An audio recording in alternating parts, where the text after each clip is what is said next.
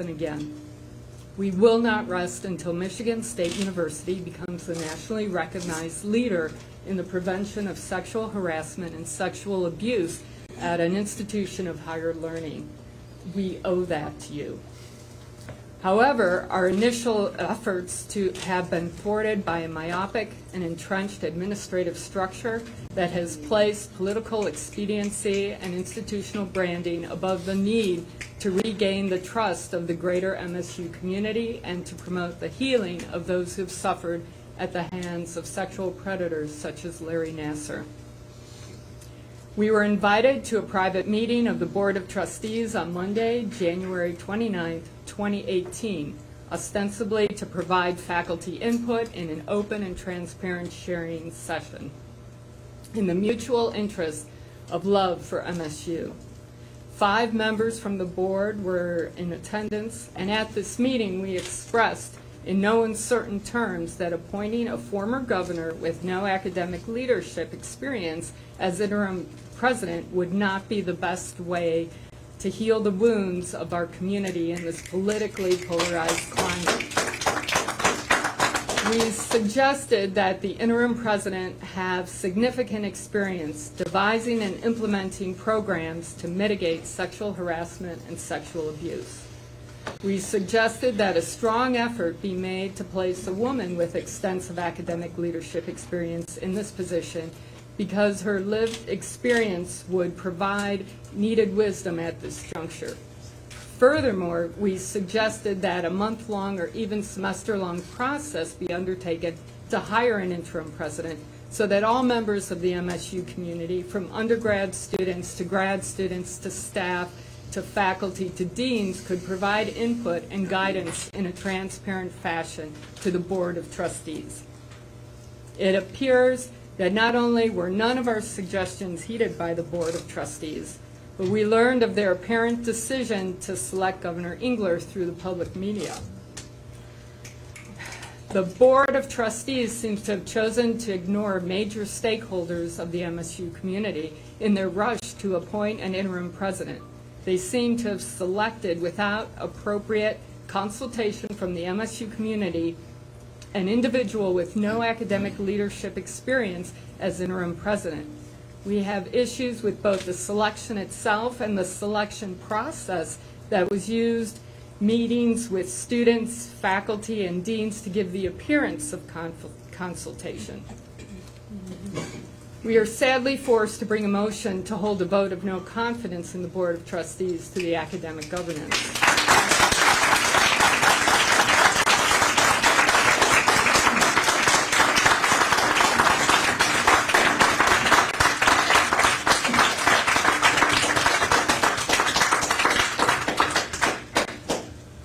If this motion for a vote passes, a vote of no confidence in the Board of Trustees will be held at the next Faculty Senate meeting. And if that vote passes, we will call on the entire Board of Trustees to resign immediately.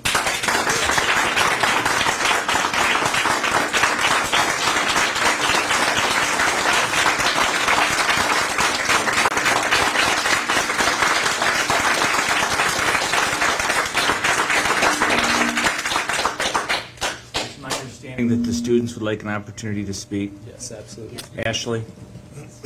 To the Board of Trustees.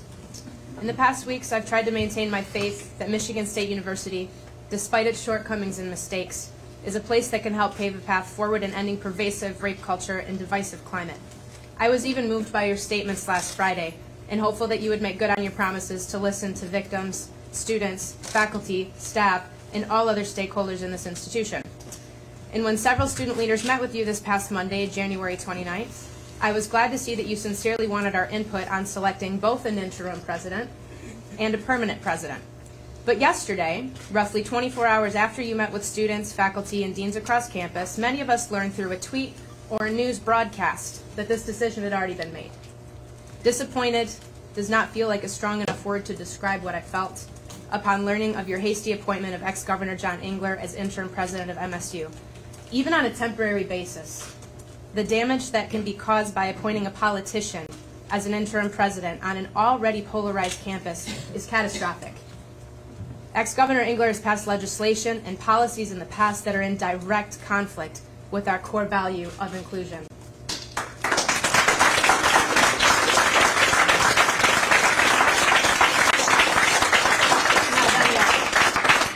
During your joint statement, in each of your individual statements last week, you repeatedly stated that you would listen, that you heard the victims, and you all pledged to do better. Each of you acknowledged your shortcomings to the victims and to the MSU community, and yet it seems that your words were just that, words. I hope that I'm wrong, and that this board will live up to the integrity of the office in which each of you has been elected to hold. I will state this very clearly. John Engler is the wrong direction. This is already spurring protest.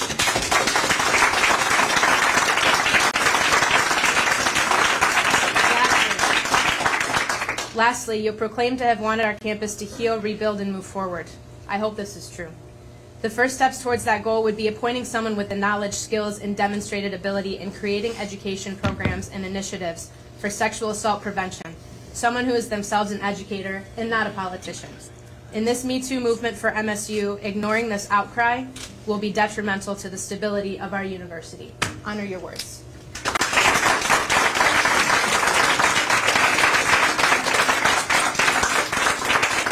I could also say some words as well. My name is Dan Martell. I'm the president of Michigan State University College Democrat. We took a dedicated supporting role in the march on Friday, where we delivered 5 demands from students to the Board of Trustees. For those of you not familiar with those demands, I will read them again to ensure there is no confusion. First, an immediate statement by the Board of Trustees that actually reflects its attitude toward future allegations of sexual assault at MSU. Second, a list of immediate changes the board will enact to empower sexual assault survivors and restore trust. Third, an open meeting with community participation as soon as possible, and then again upon the completion of the Attorney General and NCAA investigations. Fourth, a plan that addresses the shortfalls in MSU's transparency that is agreed upon by the Board of Trustees and ASMSU, the representative body of the students. And fifth, the resignation of any trustees who oppose these points, either explicitly or through their inaction. Now, I have not yet received an email in my university email which has a statement from the board which reflects a change in their attitude toward future allegations of sexual assault at MSU. Additionally, having an open meeting with community participation could have easily happened this morning, and I do commend Trustee Masalam for having a town hall tomorrow. However, that is only one board member. Instead, we were told yesterday that the board would not be allowing public statements to be made at this meeting. My understanding is that public comments are normally allowed if they are registered through the proper channels the day before the event. We followed this protocol and we were turned away, which is why we have all chosen to occupy this space this morning. Now, I am not aware of any plan which addresses the many shortfalls in MSU's transparency. If anything, I think the lack of transparency has been magnified given the events since Friday. There are tens of students sitting in the lobby right now that were not allowed up here. There are many students, I'm sure, in this room who would wish to speak and are not allowed to. Now, none of these demands that we have made at the administration building on Friday have been met. As such, I'm here to deliver a statement to the Board of Trustees on behalf of thousands of like-minded students. So to address the board, I'm an outgoing senior. I will graduate in a few months and begin my career teaching high school in rural Arkansas. I will be moving to a place which is almost a perfect antithesis to the biggest college campus in the nation. Perhaps I shouldn't care about how MSU's administration handles the mess that they have created through their own inaction, especially because I am leaving this all behind in such a short time. However, I have to care, because we as students have been told, first through the reaffirmation of Elena K. Simon last week, and again through the appointment of Governor Engler today, that our voices don't matter. We marched on Friday demanding increased transparency and an opening of dialogue between MSU students, faculty, and administration. We marched demanding the Board of Trustees act in a way that can restore trust in their authority. What we got were shady backroom dealings, which resulted in the political appointment of a straight white wealthy male who is just conservative enough to keep our elected officials down Michigan Avenue pacified for a little while longer.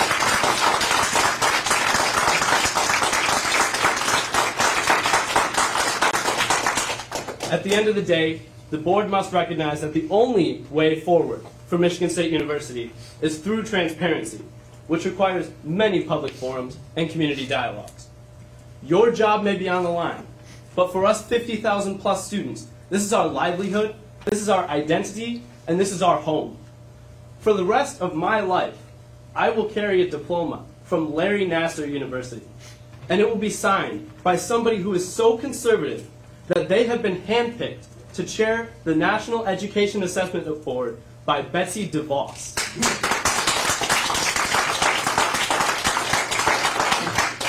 On that same token, I am sick and tired of getting updated on all these proceedings through the media, as many of my colleagues have already mentioned. For the past week and a half, I have not been able to watch TV or scroll through social media without the only university that I applied to having its name dragged through the mud because its administrators and staff weren't human enough to do the right thing when it counted. Every time I see a story on the news, for example, about how the board reaffirmed their support for a president who stepped down within the same week, or how certain trustees see the biggest sexual assault scandal in American history as just a thing, I think to myself, geez, this can't get any worse, can it? And day after day, this university digs itself into a deeper hole with some other abhorrent decision which was also made without consulting students.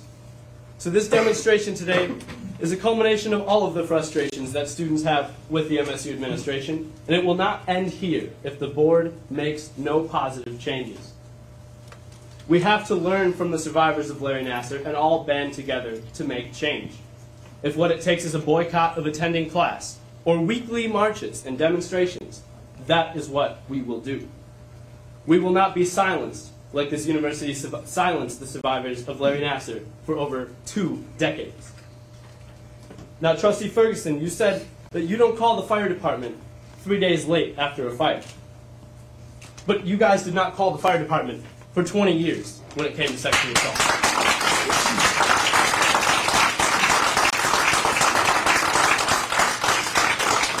If this body is not capable of action, I suggest new leadership is needed. We stand in solidarity with the Faculty Steering Committee in calling for a vote of no confidence in our Board of Trustees. Thank you for your time. I hope we never have to stand against each other ever again. But if the trends of the past few weeks continue, I'm sure I'll be seeing you all soon. Thank you.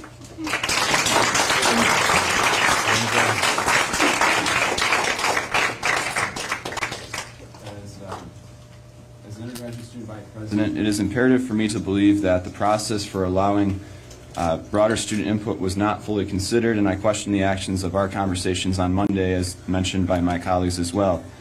I am deeply disappointed in the board for their actions today regarding the procedure that was followed to appoint the interim president, and I stand by my colleagues in their frustration of the matter.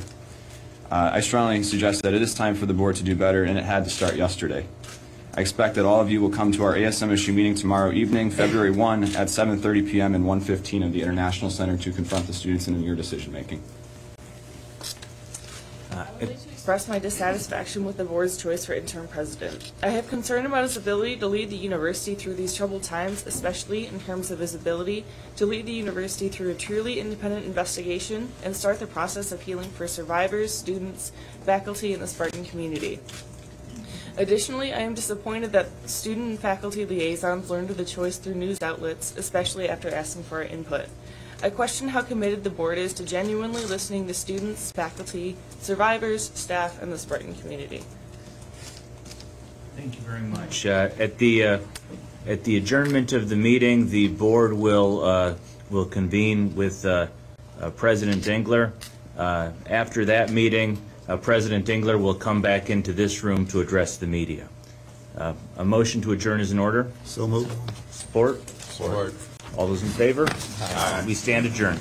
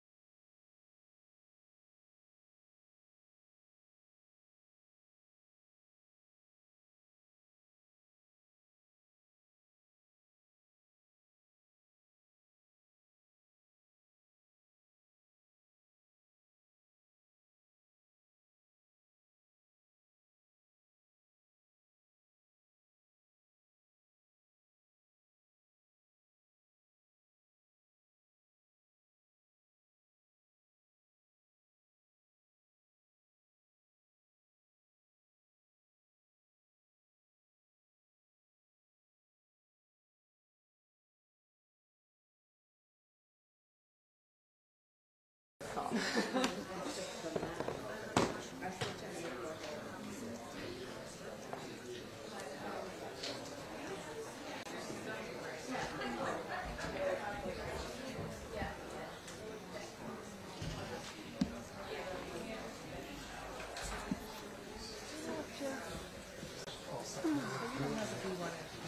Yeah, I do. I want to see why mine is. Let me see yours. Okay. I don't know how to get that off. When this happens, Focus button is to the far but when right. that happens to me, I have to. I can't. I don't know how to get rid of it. Your focus button is to the far right. Yeah, correct. How come? That's how they've always done it. Really? So is that in the middle? Just gotta be careful because it looks like you can see it from there. Whose camera is that? But I'm saying you're right.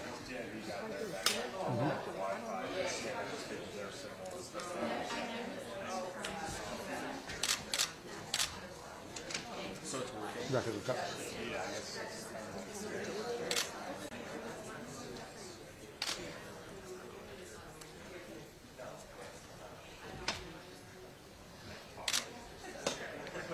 You had to tell him to take his label off of his water bottle so when he goes back to the Yeti.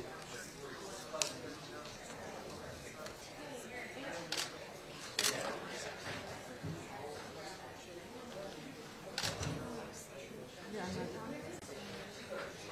I'm just trying to think of things to do. Weird.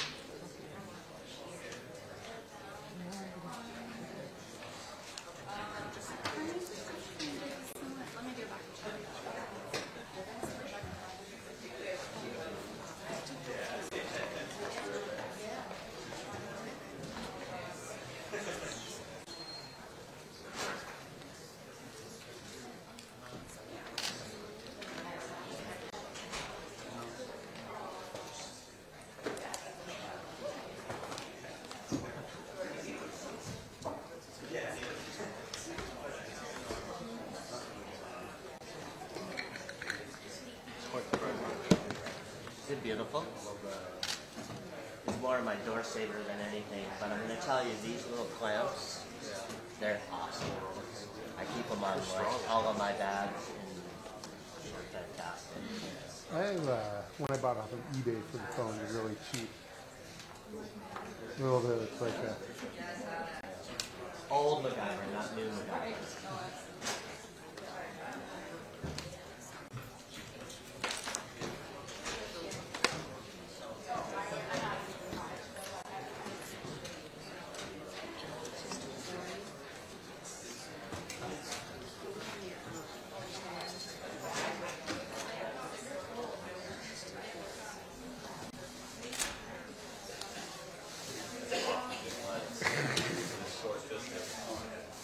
Yeah. 200 to 400.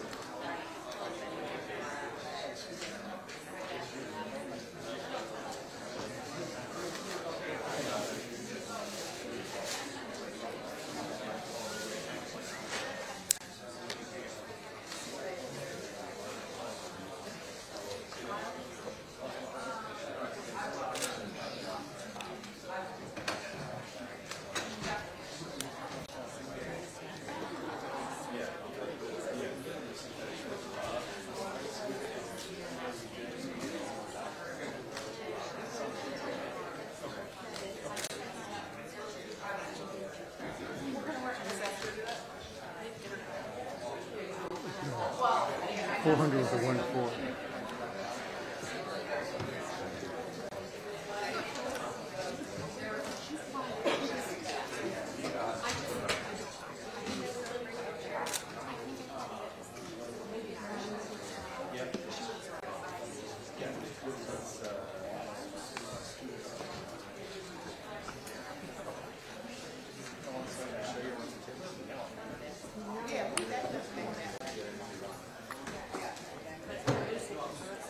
So no Dale Young today, man. Wow. No Dale Young from the Detroit News. Do what? The trustees. Please leave that.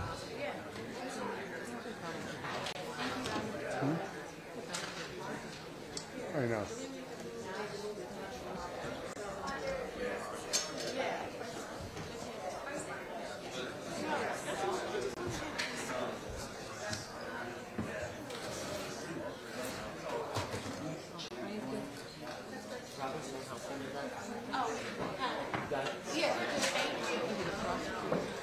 Yeah.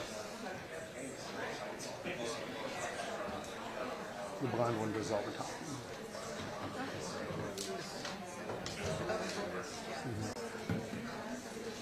And be careful if you go to the female attorney on the defendant side. That's the one that was there for the sentencing last year. There's two of them, and it's the same. That was not the one from the earlier. I absolutely like very cognizant of that. I just looked up and I was like, oh, I'm right in the middle of this.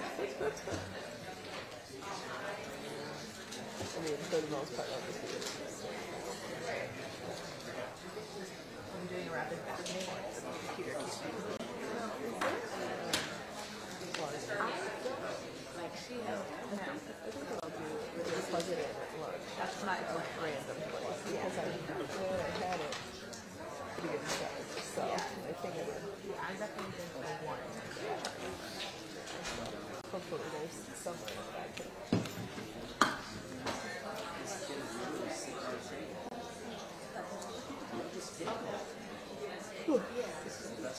What's the hashtag for this?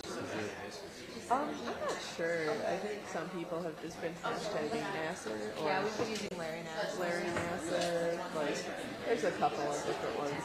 I've actually been putting Larry Nassar. Actually, Larry Bird.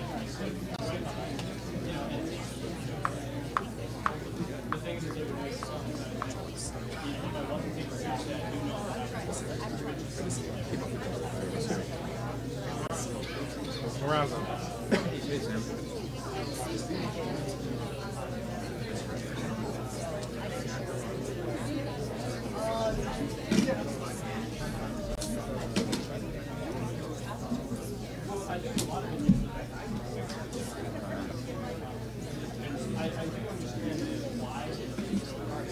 That's up to the trustee. That's nothing that I can do that day.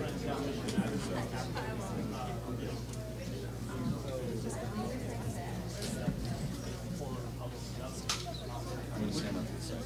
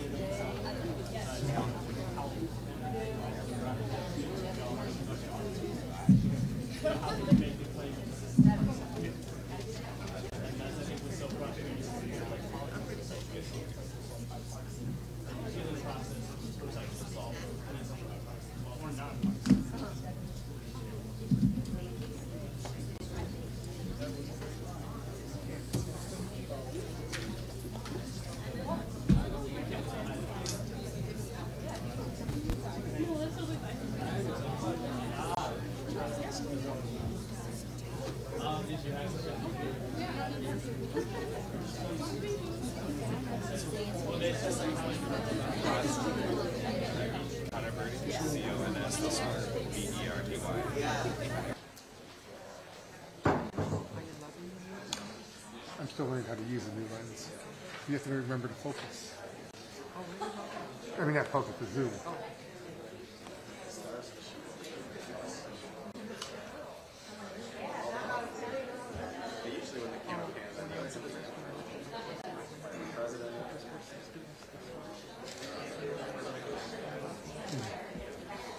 That's good. England's not a good guy.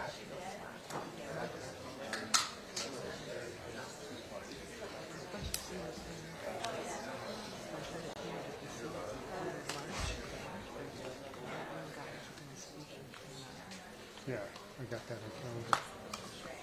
Good for him. The first day of spring break for the students with a smart eye. No, it's Michigan State or is that Ann Arbor?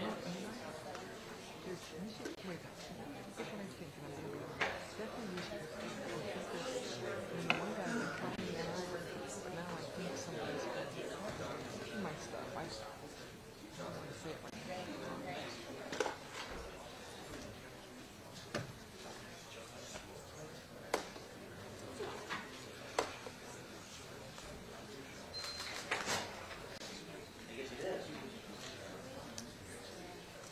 It'd be funny to have a judge walk near the wall.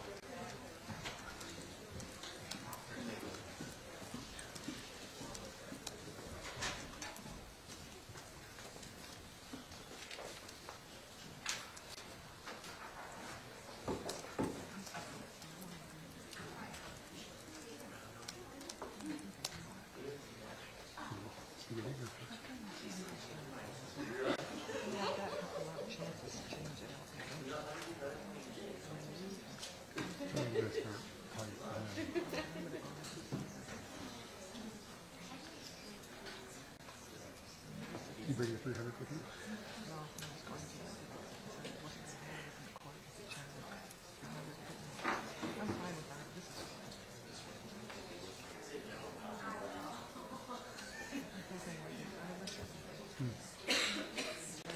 Yeah, but 200 is pretty good.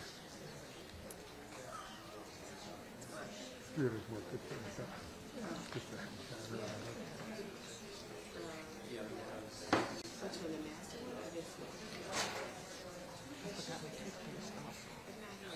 Mine.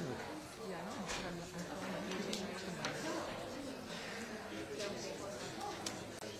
I just reloaded my travel bag before I went to Taiwan.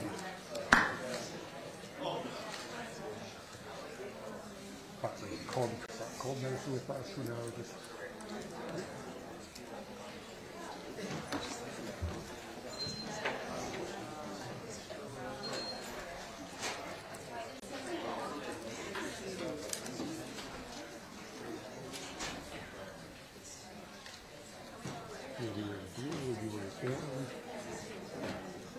what color doves?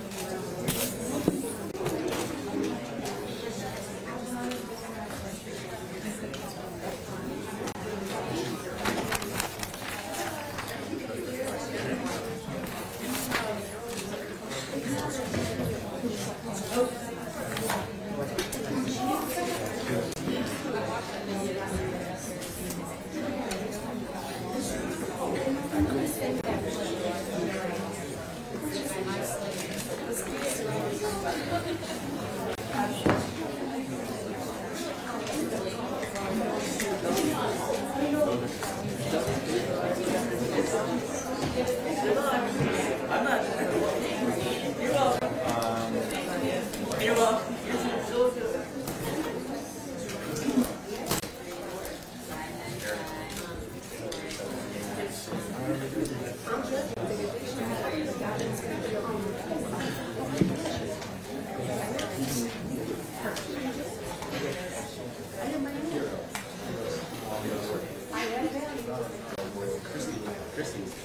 She was like on all four yelling.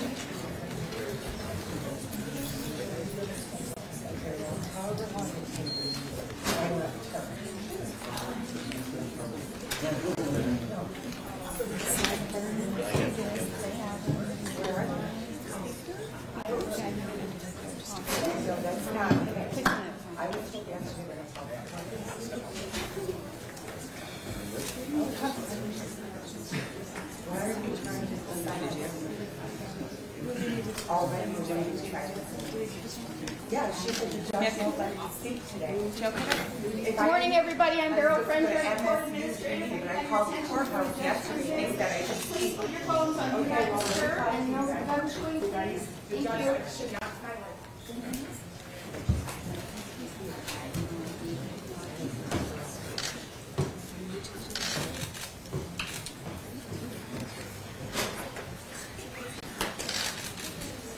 All rise. The court is now in session. The Honorable James K. Cunningham presiding.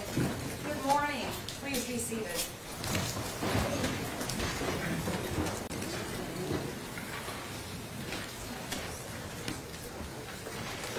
Good morning. My name is Judge Cunningham, and I will be presiding over the sentencing of Mr. Nassar. Before we begin, I would like to go over some procedures and protocol that we will be following. First, I would like you to know that the court has allowed live streaming and tweeting in the courtroom. I have done this because this is a very unusual case. We have over 265 identified victims and an infinite number of victims in this state, in the country, and all over the world. As a result, by allowing live streaming and tweeting, all individuals are able to participate in this process. Now, did you bring a cell phone? Did anybody bring a cell phone in with them today into the courtroom? Please turn it off, and please put it away. The only recording in this courtroom will be done by Ms. Cook, other than what we are allowing the media to do as I just described. If you need to send an email or a text or to telephone someone, I ask that you please step out in the hallway to do that. Now, courtroom decorum requires that there are no hats, there is no chewing gum, no eating food, no beverages other than bottled water, no clapping, no outbursts, and no other comments other than those that will be made by the attorneys and by the individuals who will be addressing this court. I have signed an order pursuant to the Crime Victims' Rights Act that has some parameters involving this procedure. The most important of which is that if there is not enough room in the gallery, the seating area, for everyone who wishes to be in the courtroom, priority is given to the victims and their support people. Therefore, if you are not a victim or a support person, you may be asked to leave and go downstairs.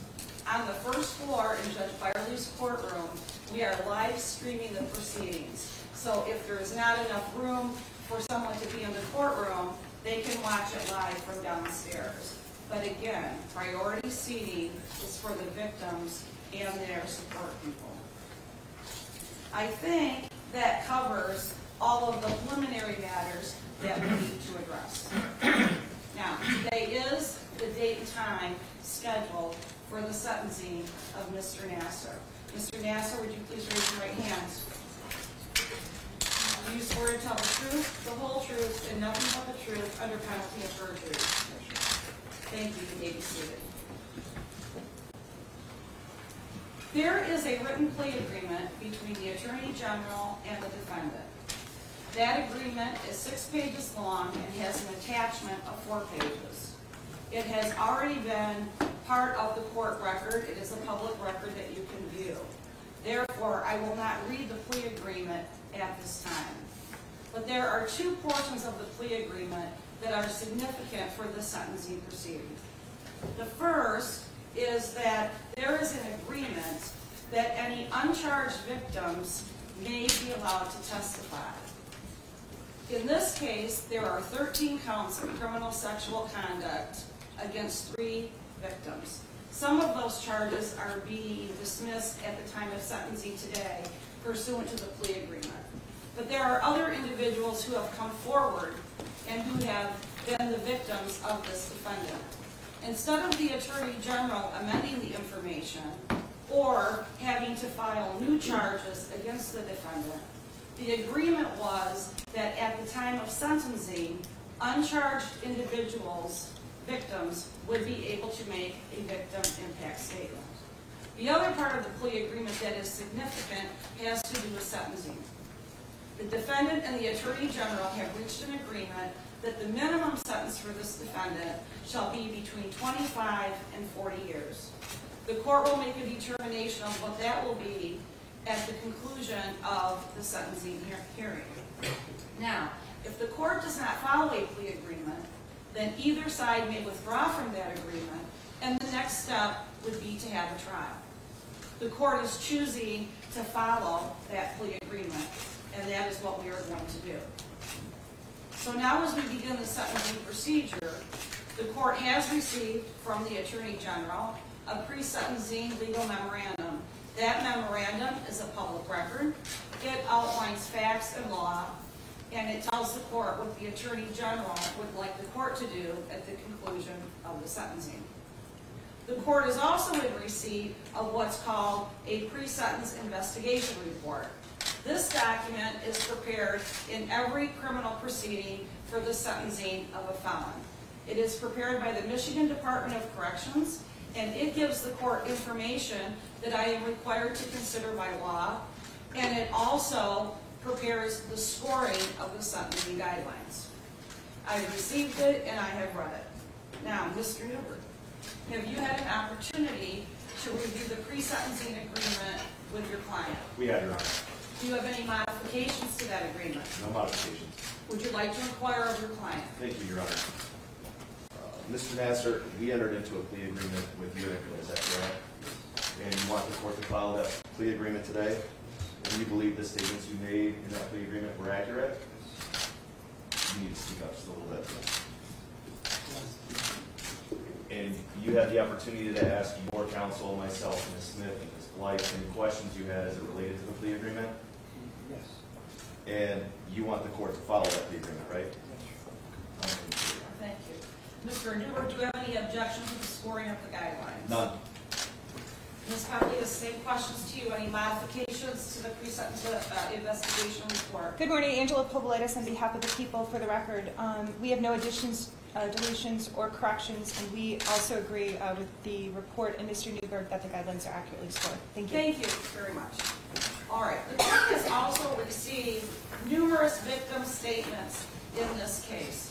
Some of the victims have chosen not to be identified, and the court will make sure that their identity is not disclosed.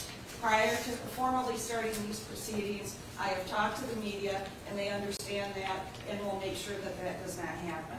Some of the individuals have submitted written statements, but do want to appear in court and not be identified. We will make sure that does not happen. Some of the individuals have submitted written statements and do wish to address the court in person. We are now at that stage in the proceedings. Would you please invite the first individual up? I will, Your Honor, just as a housekeeping matter, I wanted the court to know that the current number of victim impact statements to be read or read on behalf of here in court is currently at 65. I do expect that that number may change, but that's the current number we are at as of this moment. Also, for the record, Your Honor, you've noticed that I have a screen set up and a projector. We will be displaying photographs of the victims when they come to the podium to give their statement. And these are photographs of these women at the age of the abuse. This is demonstrative evidence only. I'm not asking to put this into the record, but just for your benefit as you review and hear them. Thank you. That will be beneficial. Your Honor, the first victims you will hear from today are charged victims, specifically victim A here in both Ingham and Eaton County. She has determined that she would like to be publicly identified. She is a minor. Her parents have consented to her being publicly identified and are present in court should you wish to voir dire them regarding that. She was publicly identified previously when she spoke in Ingham County as well and voir dired there as well, and that is Jessica Tomashow. I think that for our record, I would like at least one of the parents, if you would like to voir dire them, or I can, to indicate that they do give their consent for the minor to be identified publicly. Which would you prefer? I can defer to you, or I could. It's really it doesn't matter to me. Let's have the parent come forward.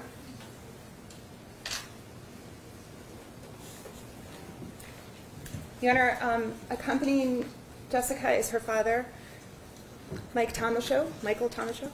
Mr. Tomashow, you are Jessica's father, is that correct? Yes. And she is a minor, correct? Yes. You understand that she has the right not to be identified in any way during these legal proceedings? Yes. And as her father and as her guardian, do you give permission that she may be identified in these proceedings? Yeah, both I do and my wife does. Thank you. Thank you very much for being here. You know, I have displayed on the screen a photograph of Jessica at the time of the abuse. Her parents also brought with them to court today a photograph of her during her gymnastics competition. I believe she's roughly the age of 10, and she was a Twistars gymnast as well. So I'll let Jessica speak. Hello. Good morning. Do I just start? Yes. Okay. Honorable Judge Cunningham, thank you for giving me this opportunity to read to you my victim impact statement and tell you how being sexually assaulted by Larry Nassar has affected my life. I'm Jessica Tomashow. I'm 17 and a senior in high school. I'm victim A in both Eaton County and Ingham County criminal cases. I was sexually assaulted by Larry Nassar when I was 9 and 12 years old. Before I start my story, I want to take a minute to thank the people in my world that have been there for me. My mom and dad, my sisters Amanda and Kat, and my closest friends. I have also been blessed to have an amazing legal team. Assistant A.G. Angela Povolitis, Sergeant Andrea Mumford, Attorney Stephen Drew, Judge Allen, Judge Renke, Judge Aquilina, and you, Judge Cunningham. You are my people, and I thank you. No high schooler should ever have to know the inside of a courtroom as well as I do. I've been in court 8 times now, including 2 preliminary hearings, when I was cross-examined about every single detail of what Larry Nassar did to me when he sexually assaulted me. While I have tried to be strong, it's been hard, and I have broken down with the memories and cried many times. In court, one of my worst moments was when Larry Nassar and his legal team laughed at me during my testimony. Objection, Your Honor. These are victim impact statements. If she wants to talk about these statements or the things that the defendant did to her and how that's impacted her moving forward, that's fine. Statements about the legal team and what we did and the job that we did, I don't think is the appropriate forum here. I know we went through this in Ingham County, but I'm just going to place an objection on the record. I know that this is very hard, and I really appreciate you being here today, and I definitely want to hear your story. But we should limit it to how you have been impacted when you think about Mr. Nassar as opposed to his Okay. attorneys. But I have read your statement, Mhm. and I know that that's really all you were going to say. Yeah. Anyway, so we can move on. But for any other individuals that will be addressing the court, comments about a defense attorney or things that have happened in that regard are not the proper subject matter for sentencing. The sentencing is to give me information about how the individual was impacted by the criminal conduct of Larry Nassar. Okay. But thank you. Go on. Okay. This has been harder than I ever imagined, and I couldn't have done it without all of your support. Thank you for being my rocks and helping me every step along the way with this ugly battle. Larry Nassar is evil. He first molested me when I was 9, when I was in 5th grade, before I had braces and when I still played with my American Girl dolls. He created the physical and emotional pain that comes with sexual trauma, pain that I have to this day. While this is my story, I also know that there are over 200 more victims like me out there. I heard many of their stories last week, and from what I can tell, we have all been traumatized and feel the pain of abuse. In addition, some victims, like me, also have anxiety and PTSD, and the trauma has created deep mental anguish. In others, the trauma has resulted in depression, eating disorders, self-harm, alcoholism, and I know of one victim that tragically committed suicide. Larry Nassar preyed on us for his own pleasure, leaving in his wake traumatized and broken girls, transforming us from sweet, trusting children into victims fighting to reclaim our lives. Judge Cunningham, I think you will see in my statement, and all the other victims' statement, that Larry Nassar is a criminal of the worst kind, a cunning, methodical serial child molester, and I hope you sentence him to behind bars for the rest of his miserable life. Thinking back, my childhood was filled with happiness and love, including my love for gymnastics. My gym was Geddert Twistars, and it had a strong program for young competitive gymnasts. In 2nd grade, I became a team member and a member of USA Gymnastics. I competed in local and regional meets for the next 6 years. Twistars also had its own sports medicine physician, Larry Nassar, in sight to provide medical care for injured gymnasts. The way it worked at Twistars is that if you were injured, you were specifically instructed to see Larry Nassar, not your family doctor. In turn, he told our coaches what we could do in the gym, and he made up our treatment plan. At Twistars, at the upper levels, just about everyone was treated sooner or later by Larry Nassar. He was a major asset for Twistars. He not only saw and treated injured gymnasts, he helped Twistars' reputation and recruitment because of who he was, a MSU sports medicine faculty physician and the USA Gymnastics team doctor. As with other gymnasts, the physical demand of gymnastics left me with a series of painful injuries. I remember one of my first injuries, a rib misplacement. This was the first time I heard of Larry Nassar and his reputation. I remember telling my mom that my coaches told me I should see Nassar for my injury, and to my surprise, she knew who he was. She had trained under him when she went to medical school at Michigan State University. One night, my coaches arranged for me to see Nassar after practice to help with my rib injury. Monday nights were when Nassar came to Twistars to treat injured team gymnasts. I remember my coaches telling me to go see him, and I was actually quite excited. Then I went into the back room, and that's when everything changed. I was alone with him. He had me lie down on the table, and he sexually assaulted me. He touched the most innocent places on my body that day. I remember fear and pain and asking myself, what is happening? When it was over, I was so confused. What had he just done to me and why? It was awful and embarrassing, but I did not question the procedure. I was 9. He was a famous sports medicine doctor, and I assumed the gross thing he did would help me get better. 2 years passed. I saw him several times again at his clinic at MSU, always with my mom, and they were normal appointments. Thinking back, because she is a doctor, my mom probably saved me from abuse at those appointments. She was curious about the procedure, and she asked him to remove the towel so she could see exactly where his hands were touching me. He did not abuse me in her presence. But in 2012, it happened again, right around my 12th birthday. I had a stress fracture in my ankle, and my dad took me to that appointment. Before Nassar assaulted me, we had a great, meaningful conversation about my future. He asked me what I wanted to be when I grew up, and I said, I want to be just like you, a sports medicine doctor. He gave me a gift, a pin from the Olympics, and told me, when you take my place as the new sports medicine doctor for gymnastics, then you can give me back this pin.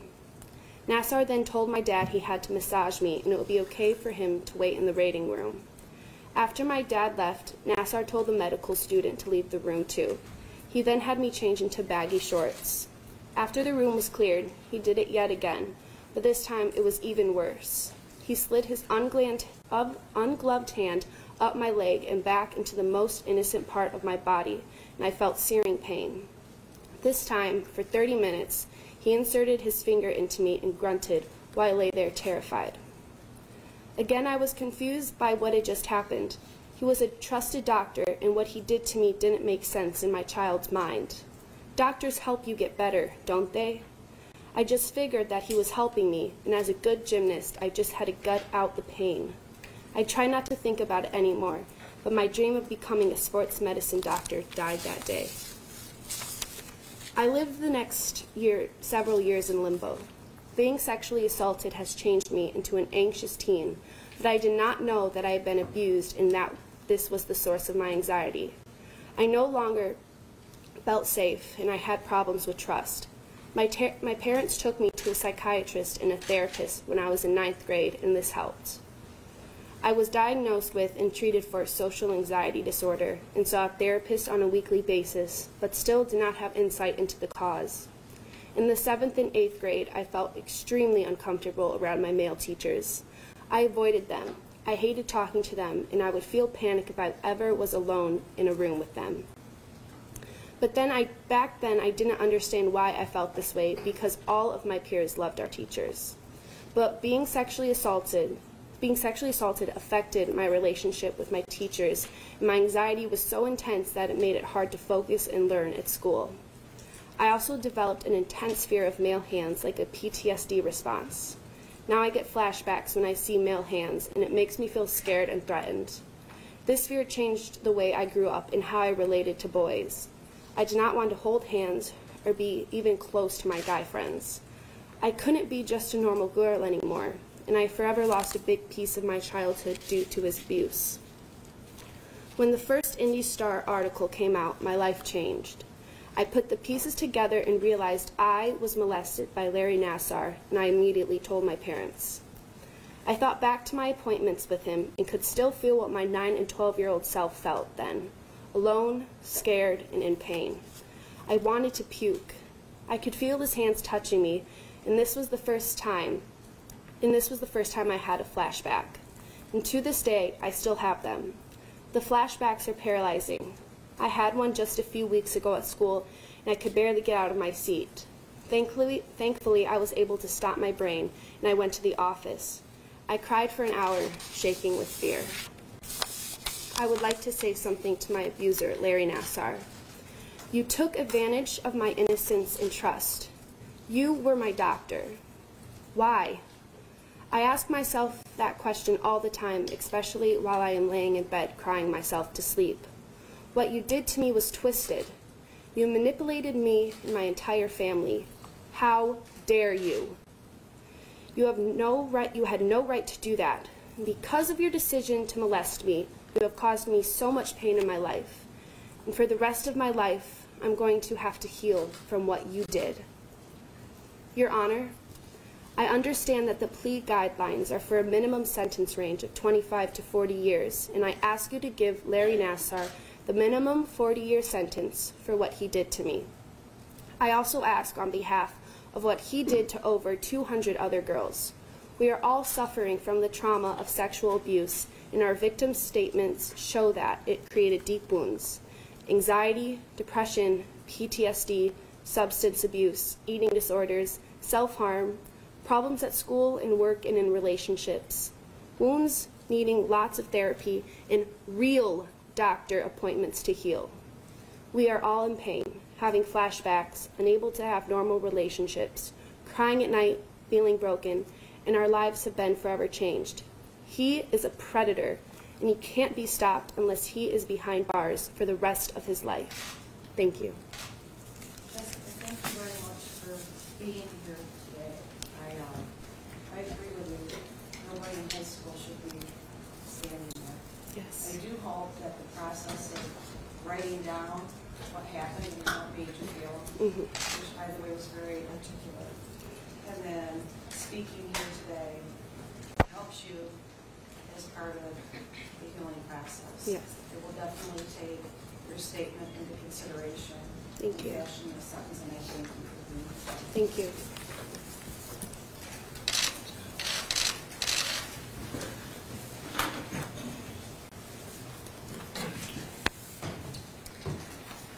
Peter, the next victim survivor that you will hear from has previously been identified anonymously. I want to confirm with her again before I say her name and place her photograph that she is okay with that. She has decided to be identified publicly, and this is Eaton County charged victim C. Her name is Annie Labrie.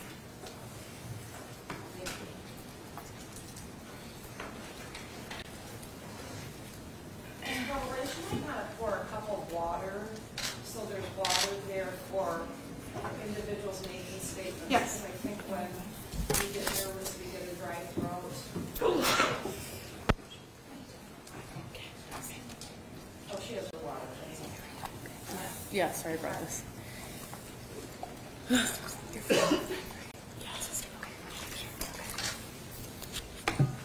You know, Annie has her friend Rachel, who is her support person here with her to give her impact statement, and I have displayed her photograph at the age of abuse.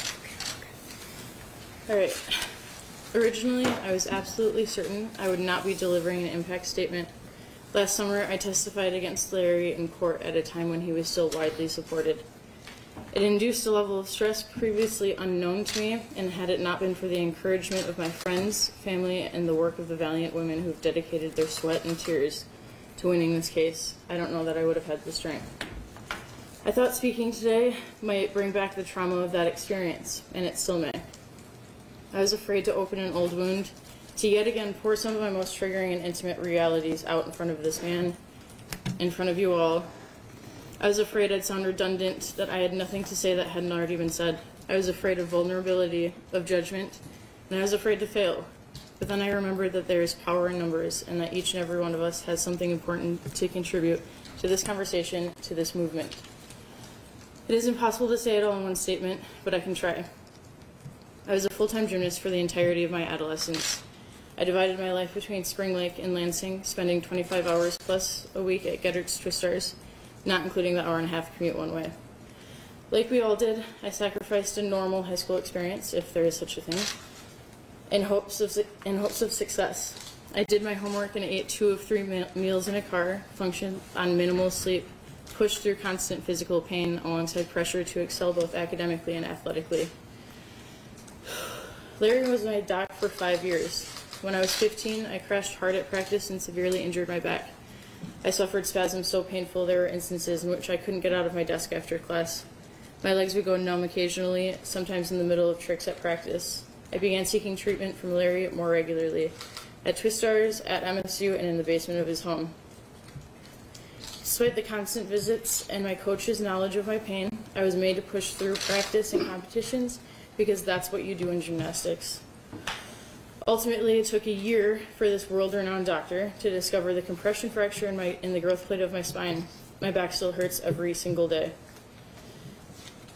Okay, here's where I could tell you about the treatments, about how they made my skin crawl, how I rejected my intuition anyway because every adult and authority figure around me assured me that he was the only option.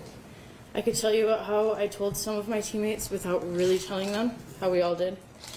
How I hid it from my parents because, in Larry's words, they wouldn't understand. I could tell you about how a few years later I was flooded with shame, guilt, confusion. How I felt I'd been violated but was stifled by an inability to comprehend that this as a reality, as my reality, because how could someone so distinguished and trustworthy commit such an intrusive act of violence again and again and again? I could tell you about what followed: the panic attacks, the nightmares, the desperate desire to tuck it all away to never be recovered. I could tell you... Okay. I could tell you about how it wreaked havoc on my relationship with my parents.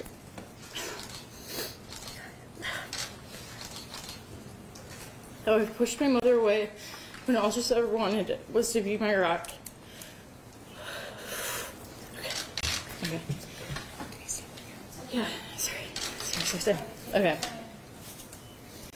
My urgency here today, though, is to address what allowed an atrocity of this scale to occur. Here's the thing.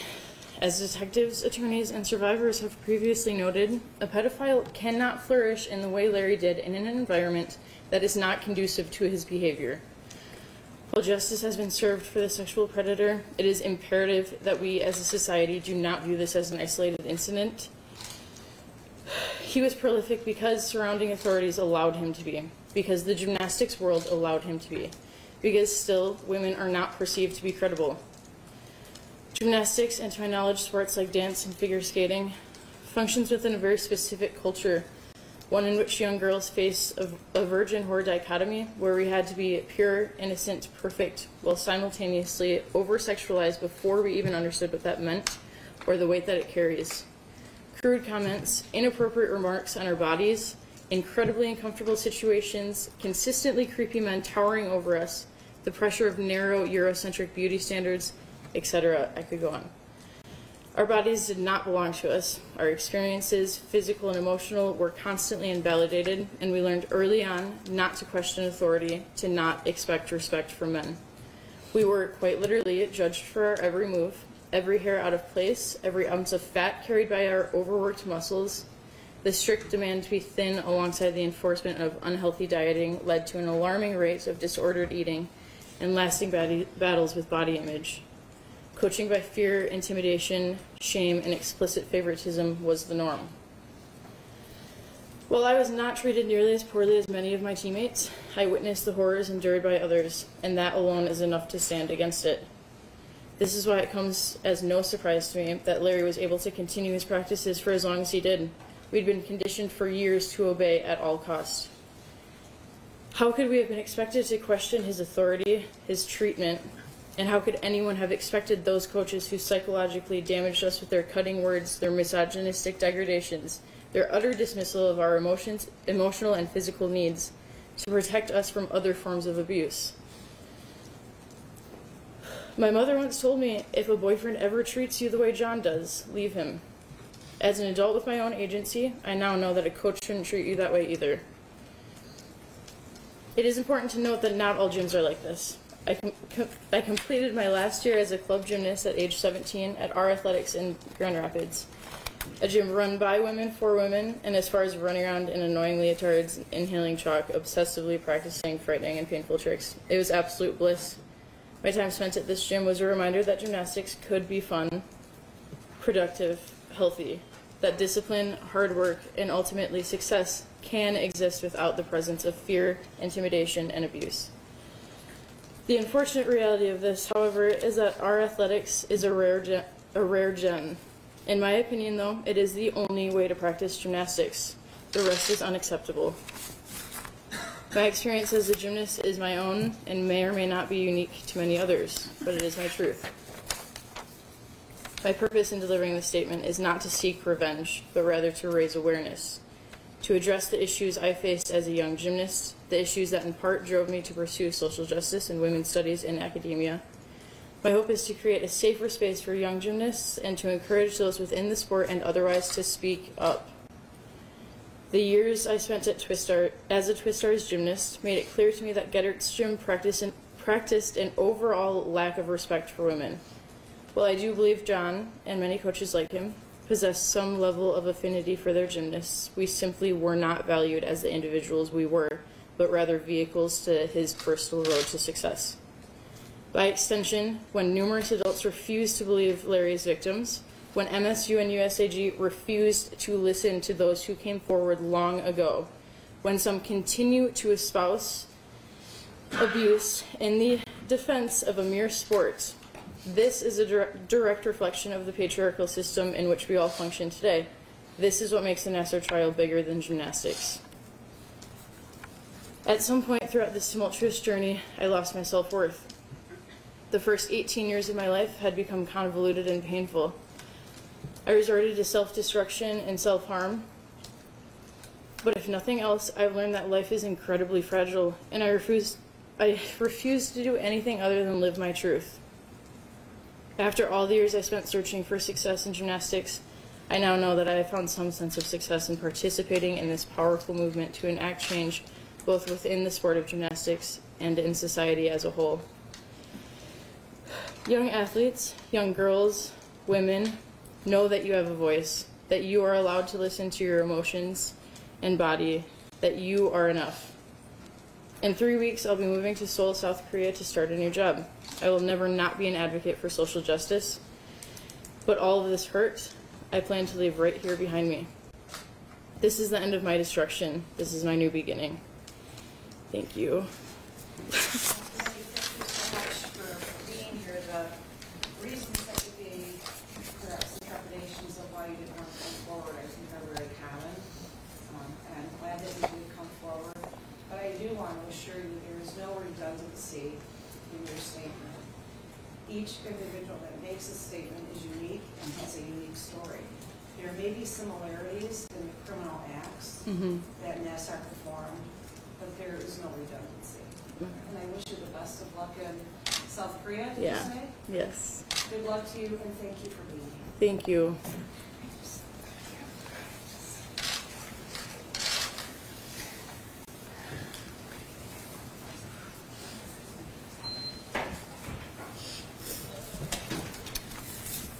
Your Honor, the next survivor statement you will hear from is going to be read on behalf of that victim. It is victim B here in Eaton County. Her name is Bailey Lawrenson, and she is present in the courtroom today with her father and mother, but she has asked us to read it on her behalf. She did speak last week in Ingham County, and Ms. Liddell will be reading that statement. And I do have a photograph of Bailey as well.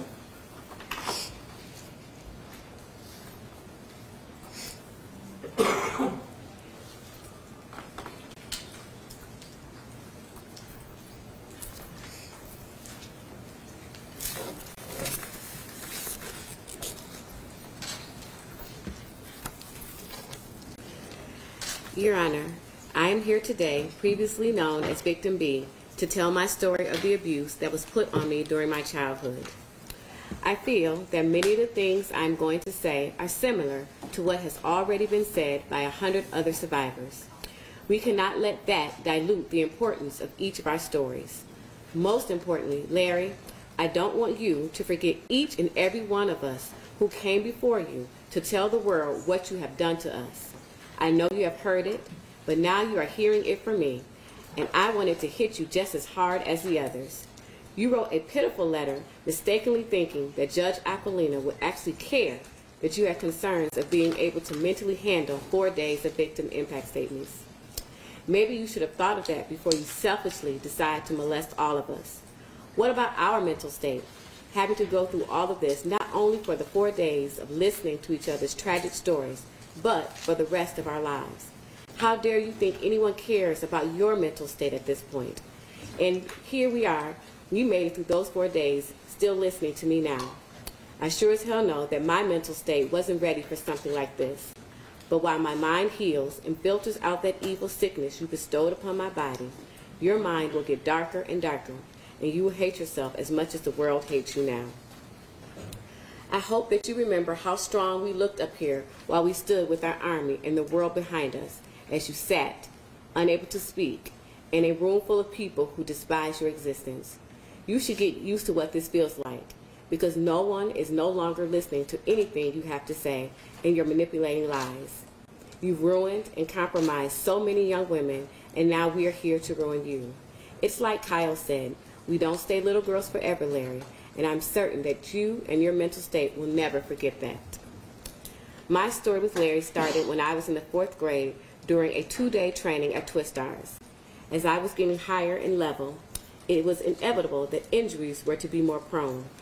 My parents were told about this incredible world-renowned doctor who came to our gym for free every Monday night. He was the doctor to see. I wasn't allowed to see anyone else. It was highly suggestive to see Larry and not to see my family physician. And when things are suggested at Twistars, that means it's mandatory. It started with simple shin splits and forearm splints and minor injuries like these. He was nice, instantly talking to me like he had known me forever. I did not really get to know him well until about the 6th grade, when I fell from the high bar at approximately 8 to 9 feet, landing directly on my head, breaking my neck in 4 places in my C1 and C2. John Geddert came over to me after this fall as I laid there in pain, and he asked me to sit up, and I could hardly manage on my own, so he helped me upright and felt along my spine. With competition season ahead, he proceeded to tell me that it was probably a muscle injury. He then told me to ice and finish the next 2 hours of practice in the splits. At the end of practice, my teammates had to help me dress, and I went home. Later, I laid on the couch and could not get myself back up, so my parents rushed me to the hospital, only to find out that I was lucky not to have been paralyzed, especially after being moved immediately after my fall. The doctor at the hospital explained to me that one little shift the wrong way when I stood up or sat in those splits could cause paralysis, and I was a miracle. This story in detail is not only important to highlight the negligence of John Geddert, but to draw a map for how Larry found my weaknesses and found out how he could get on my side and gain my trust. I remember when Larry heard what happened, he consoled me and told me how angry he was with John.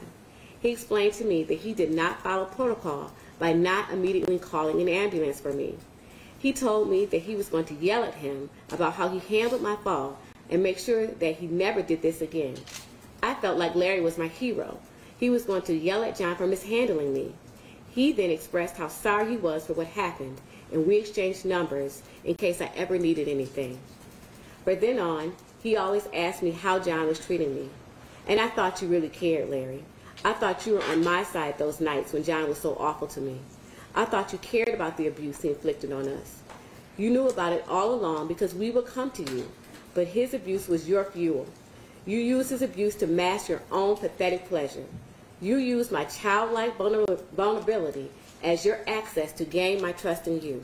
This is something I will never forget.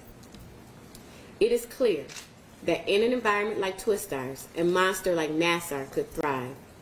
He just had to be the nice guy so that all these young girls would look at him as the savior in that safe place at the gym.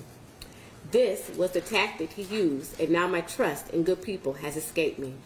Now, when an older male is being nice to me in any way, my heart starts to pound and I begin to sweat, hardly being able to focus because my mind is jumping around whether I could trust this man or what his intentions actually are for him being so nice to me.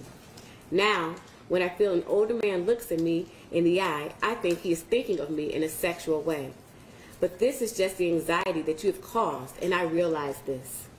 I realize they are not you, and I believe someday I will have better control over those anxieties with time.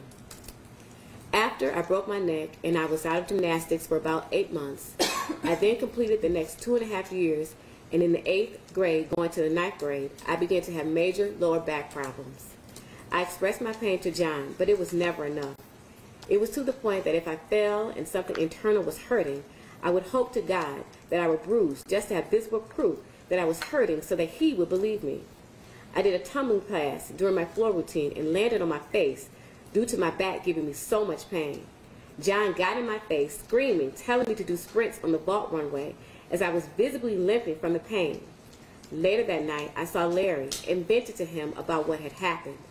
I then had an MRI and was sure enough my back was broken at my lumbar 5. I was put in a back brace for the next year. And I may point out that at that time, there were at least 8 more of my teammates in back braces as well.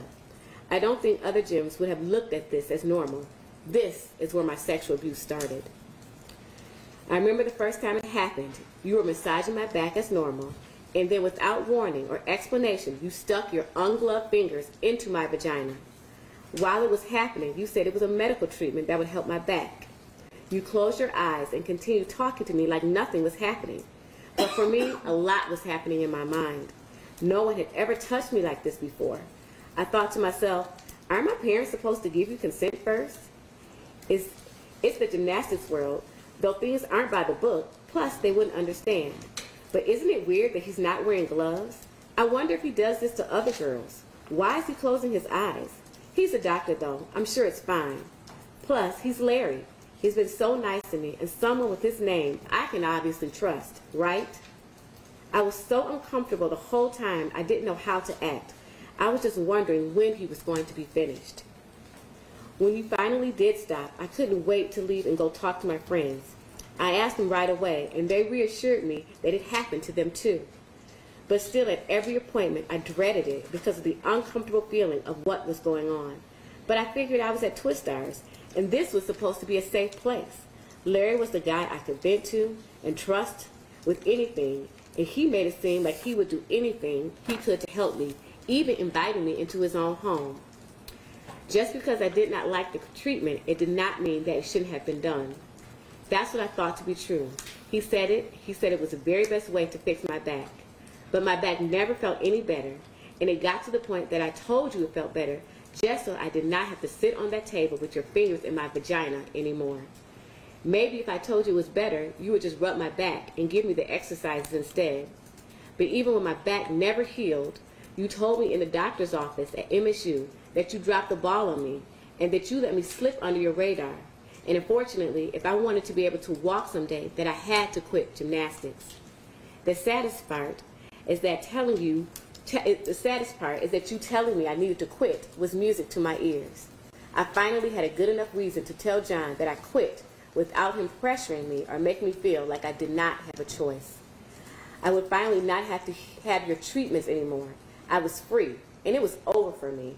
And now look at me up here dropping the ball on you, but I have definitely not let you slip under my radar. Looking back now as a woman, I am appalled at what my child self went through. I have had people close to me ask me why I never told anyone, or act surprised or confused that no one ever spoke up to these people. And I want to say to them, how dare you? How dare you have the audacity to ask anyone such a shaming question? No one ever has the right to ask a victim of sexual abuse why they didn't say anything. Unless it's happened to you, have the common sense to know that it is none of your business. Unless it's happened to you, you probably wouldn't understand anyway. For the last draining year and a half, I've had to sit behind my computer quietly watching as old teammates and parents of teammates supported Larry and said that we were lying. It took 37,000 child pornographic images for people to believe you and wonder why no one told on you. But then as the story expanded, we found out that multiple people did tell.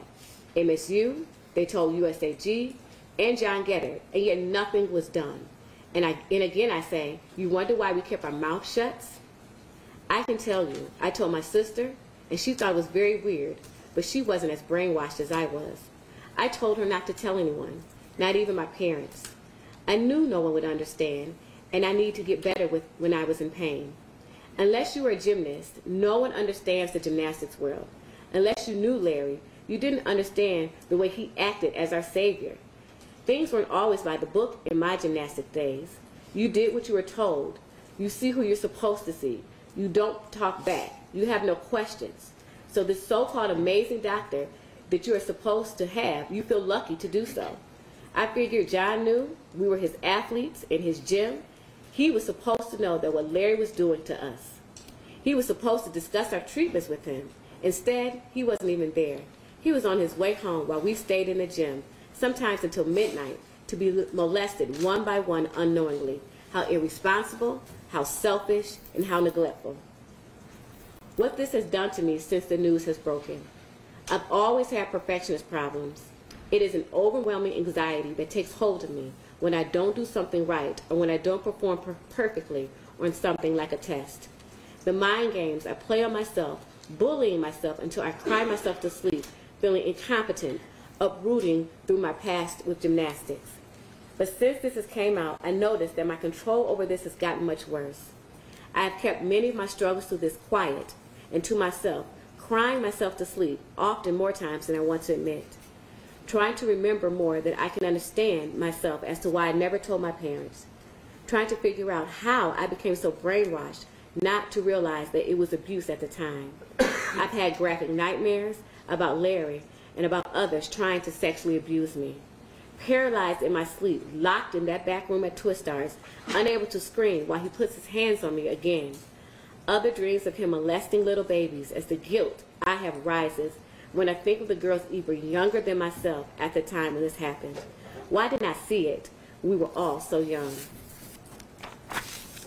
I used to have a sense of confidence in myself when going out with friends, but now I can't properly enjoy my time because I'm too aware of my surroundings, worried about older men in the room who all seem to be staring at me now. And I know I know what they are thinking, and the anxiety gets so bad that I just have to leave. I have no trust in men of authority anymore. I no longer see my regular male doctor, as that has felt like a joke to me. And of course, I've switched to a woman. I sat in the waiting room of my chiropractor as my heart began to race as fast as it could, just as if I was running a marathon, unable to fathom the thought of another male doctor having to touch my body to help my back. It all felt too familiar. I've not been back to that chiropractor for my back since. I cannot run for exercise because of my sciatic nerve and arthritis in my back. The arthritis in my back flares up so bad, I find myself unable to walk for the next 5 days due to the pain. This pain connects all the way down to my knees, and my knees flare up during most physical activity. That must really have been some treatment and the best way to help my back. I can't even run, and I'm 22 years old. Do you know what that's like? I'm so angry and depressed over this, thinking that if I had a different doctor, then maybe I would be able to run today. Maybe I would have been treated properly so that when I sit down for 20 minutes, my legs don't go numb and tingly. And today, when I know I should see a doctor for my back, the anxiety of me meeting another doctor for all of this is just too much, and I put it off, and I put it off.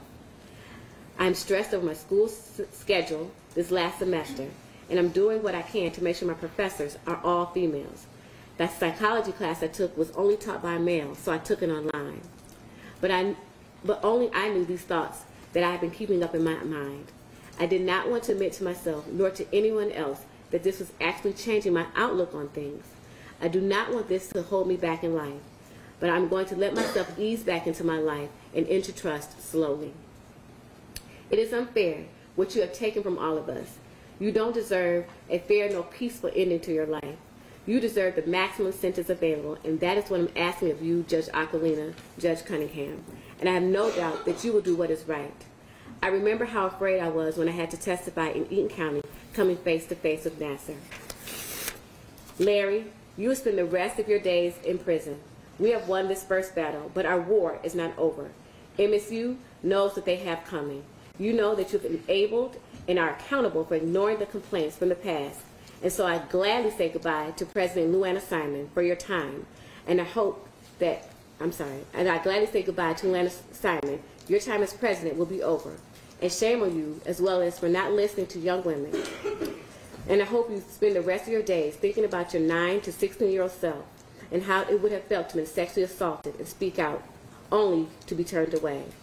I actually plan on finishing my college career at MSU, and I better have a new president by the time I get there next fall.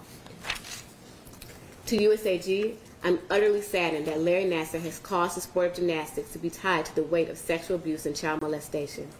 I am more disgusted that you knew of this and failed to act when you should have.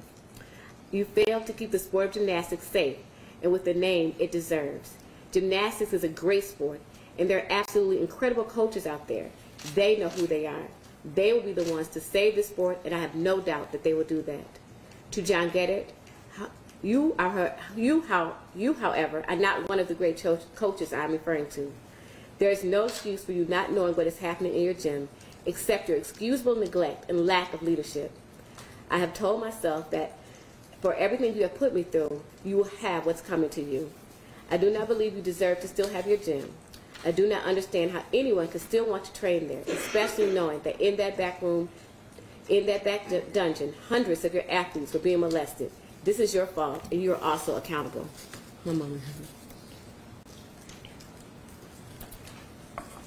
To the Olympians, I thank you for coming forward, for being so brave, for knowing how much your names would be, knowing that your names would be in the media.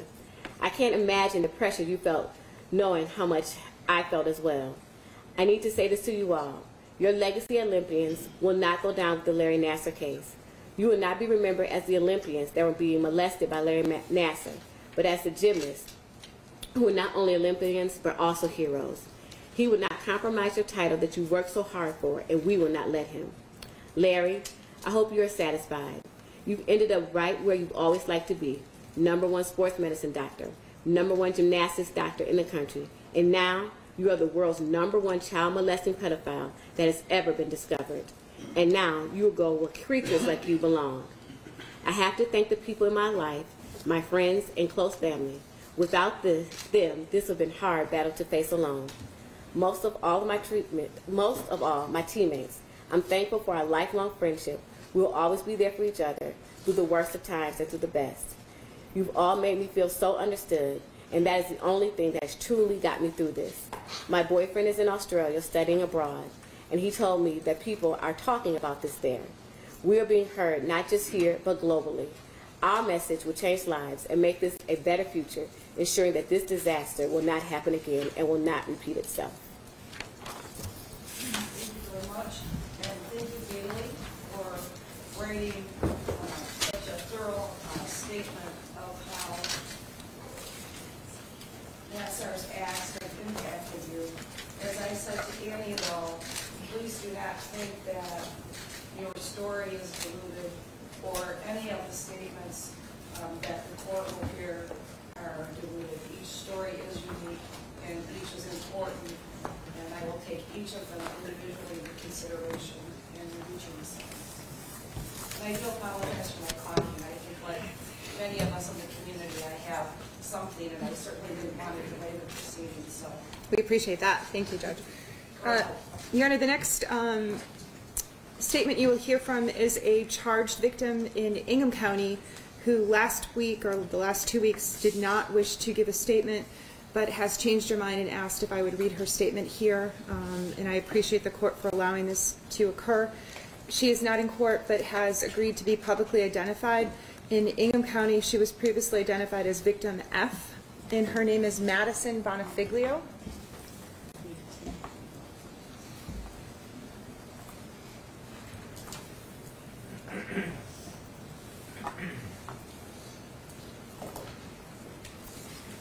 And it's my understanding she is somewhere watching the live stream, so I'm going to read her statement on her behalf. I went back and forth so many times about writing this statement. I personally felt like this man was not worth the time and energy. However, after hearing the things he wrote in his letter to Judge Aquilina, I had a few things I wanted to say. First, I am victim G. I came to the police in September of 2016 and testified against Larry in March of 2017. I graduated college in early May and got to start my adult life in the courtroom testifying against my childhood abuser. Clearly not the way I thought I would start the rest of my life. I cannot remember the first time I saw Larry as a doctor. I must have been around 8 years old, but when I look back on my gymnastics career, he was always a part of it. I would see Larry here and there for injuries throughout my childhood, which was very often because I was prone to injury. It was not until I started having severe back pain that I spent a lot of time with him. Before I figured out what was wrong with my back, I would see Larry once, even twice a week. I would spend at least an hour with him each visit, him doing a multitude of different quote-unquote procedures on me.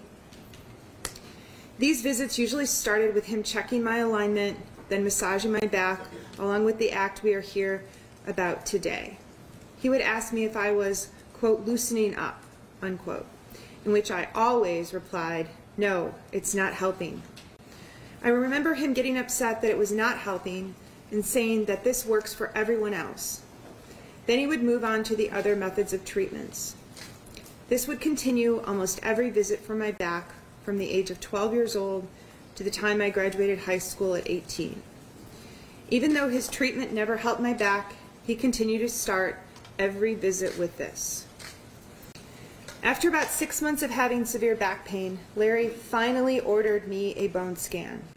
Sure enough, it came back with 8 fractures. I am not sure why it took so long to get a scan of my back when I visibly could not walk, standing straight up, and would black out in the middle of tumbling paths because of the pain. I stopped seeing Larry for a few months after I got the results back because I was unable to practice and was told to just heal. When I began practicing again, I was very sore from not using these muscles for months. This required more massaging and more quote-unquote treatments. I saw Larry for years after this for my back, with him almost always penetrating me. When I turned 16, I finally got my period. When I had my first appointment with Larry during that part of the month, I was relieved that he could not perform it. I walked into his basement and immediately told him. To my surprise, that didn't matter. There was another way to perform the invasive treatment. I'm sure you can imagine the part of my body he touched, but if you would like, I will clarify. This was the most uncomfortable day of my life. I can still remember every detail of that appointment. I wanted to say stop, but I thought that would be rude of me. It sickens me that I was so obedient to any man like I was to Larry Nassar. Around the age of 16, I fractured my neck. All of my muscles were sore from trying to protect the injury, so Larry massaged my shoulders and thought it would help to penetrate me at the same time. This is when I started questioning the legitimacy of this penetration. How was this quote-unquote treatment correlated to my neck, I thought. But again, I dismissed my feeling in fear of upsetting Larry. As we all have heard, Larry had a way of making you feel special. He would let me come over to his house. I only lived a few minutes away, and on Sundays, he would turn on the fireplace for me so I was not cold. He would bring me souvenirs from Worlds or National Gymnastics meets. He would build up my self-confidence by telling me how kind, smart, and talented I was. He let us work for him by making videos of taping an ankle or a wrist, or completing an exercise for injury prevention, and pay us for our time. He would even count the hours he treated us as, quote, working hours. Now looking back, I realize all of this was not to make me feel special, but to give him an excuse to please himself. This was a major breakthrough for me. It took a very long time for me to fully immerse myself into seeing this man as a horrible human being. I lived years knowing this amazing person and being treated like I mattered. It was hard to flip that switch. The worst part of this whole journey was logically knowing Larry was a monster, but also feeling sorry for him. However, I realized the person I knew before is dead and never existed. He was wearing a mask to hide his true identity. When I first called Angela and Robin, I was completely confused on what I believed. I felt uncomfortable and used, but I did not know if I was just being dramatic. The only thing I was sure of, that what happened to me might be important in figuring out who he was and his motives. I dove into the criminal case head first and committed to telling the truth and trying to remember every detail. I constantly had the feeling of being dirty and just wanted to wash it off. Wash off all the guilt I felt for betraying him, and wash off the memories of him touching me before any boy or even myself. I was so young, I did not even know what my body was. He ruined that for me. He took away my innocence, and I will never get that back. The more I thought, the more I felt disgusted. When I testified against him in May of 2017, I sat in a room full of men in suits with him in my view. Trying not to look at him, I told invasive stories about what he did to me. He looked so different and showed no remorse. I thought, quote, maybe he's just trying to listen and take it all in. And then, after telling the story of when he touched me, telling me I was, quote, tight, and that it was okay because so was his wife, he chuckled like I was making this up.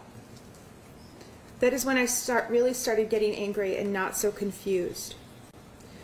Judge Cunningham, there is one thing I would like you to consider when you decide this sentence. One of the reasons I decided to make a statement was to include all of the girls out there that did not come forward. I know at least 10 girls that I was teammates with in club gymnastics and in college and lived with that have been abused by Larry. Some of them decided it was best for them not to come forward, while others simply did not think it happened to them enough. On top of that, some were on his side because we saw the truth and felt stupid to come out after they supported him for so long. I do not know about you, but this really makes me sad that some of my best friends think that because they were only assaulted by Larry 5 to 10 times, that that wasn't enough to matter. Personally, I think this really matters. 156 women have come forward about being abused, but there were probably the same amount, if not more, that have chosen not to. All of these girls and women deserve the closure with the maximum sentence possible. To Larry, your unfathomable actions have affected me in ways I never thought of in the beginning. Going to a doctor's appointment or physical therapist make me anxious. The smell of a scentless lotion makes me nauseous. Going to the gym to work out around men makes me uncomfortable. Going shopping and seeing a man with brown hair and glasses is petrifying. I think everyone around me is lying for their own agenda, and the closest people to me I second guess. I was so young, innocent, trusting, and saw the best in people. Now it takes me a very long time to feel comfortable with anyone. When I think back on gymnastics, I have no more good memories. It is all clouded by the horrible memories of you. You said to your letter in the Ingham County judge that, quote, what I did in the state cases was medical, not sexual. But because of the porn, I lost all credibility, end quote. No. Because you did not use gloves. You groomed little girls. You got erections. You made every woman uncomfortable and completed this treatment absolutely incorrectly, touching parts of my body that have no other use than during sex. Then you said, quote, the media convinced them that it was wrong and bad. Wrong. In May of 2016, before any media had been exposed, Annie Labrie had called me, and we talked for 3 hours about the treatment you gave us and how wrong it felt. We knew something was not right, but did not know where to turn. In addition, we thought you were a great doctor because we were 12 and you manipulated us. And we came back again and again and again because we had to. For the first time since I joined this case, I can finally say with full belief that you are a horrible human being and a waste of life. I truly hope you are being affected by all of these women's statements and feel at least a little bit of remorse for the lives you have altered, but I know that is not true. You are delusional and think this is all a media circus, but in fact, you are a serial sexual predator. To everyone else that created the atmosphere for this type of abuse to happen, it was the culture that all of us victims were in that created the perfect environment for Larry to flourish. I grew up doing gymnastics and was completely frightened to make a peep. This is not just the atmosphere at the gym I was part of, but everywhere. You are judged by your body, your looks, your cuteness factor, and then your skill. I was extremely self-conscious and still to this day struggle with feeling good enough because in my adolescence, I never was and it was impossible to be. To Michigan State University, I see you trying to make strides in the right direction, but it is also the culture that surrounds college sports that creates the environment that allows sexual abuse. I have seen firsthand being a college gymnast, the way athletes are protected for things normal students would get expelled for.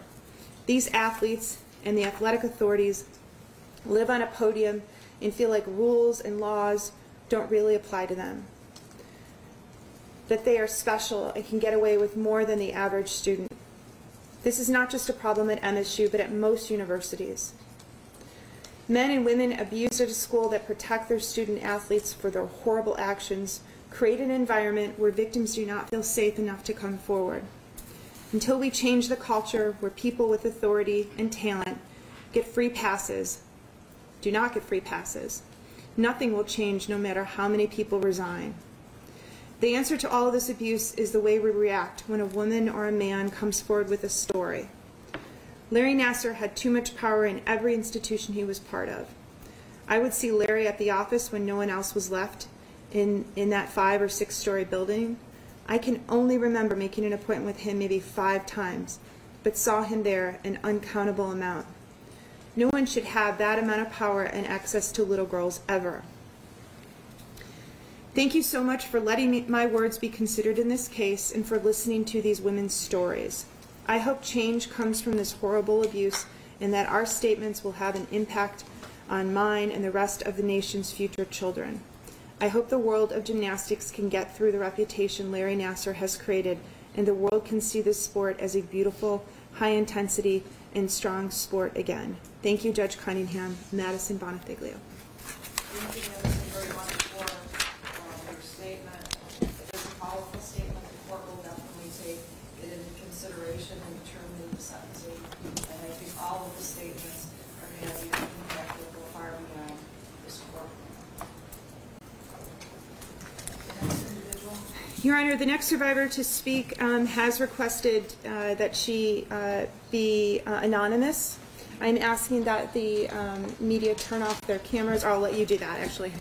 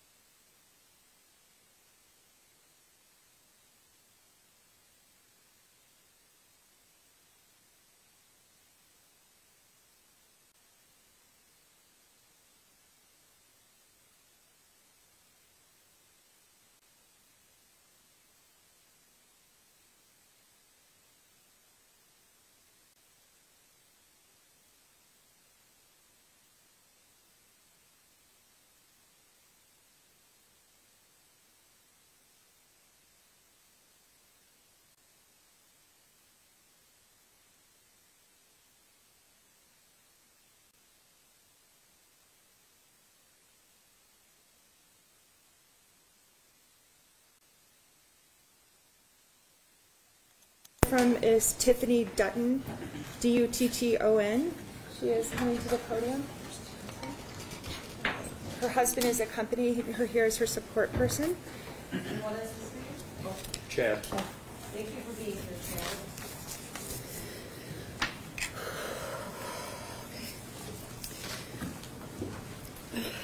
First and foremost, I would like to thank the court, Judge Cunningham, for giving me the opportunity to come and address the defendant today. My name is Tiffany Dutton.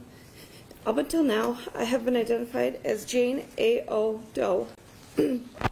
On this day, I've decided to fully relinquish my anonymity as a symbol to myself that there's absolutely nothing I have to be ashamed or afraid of.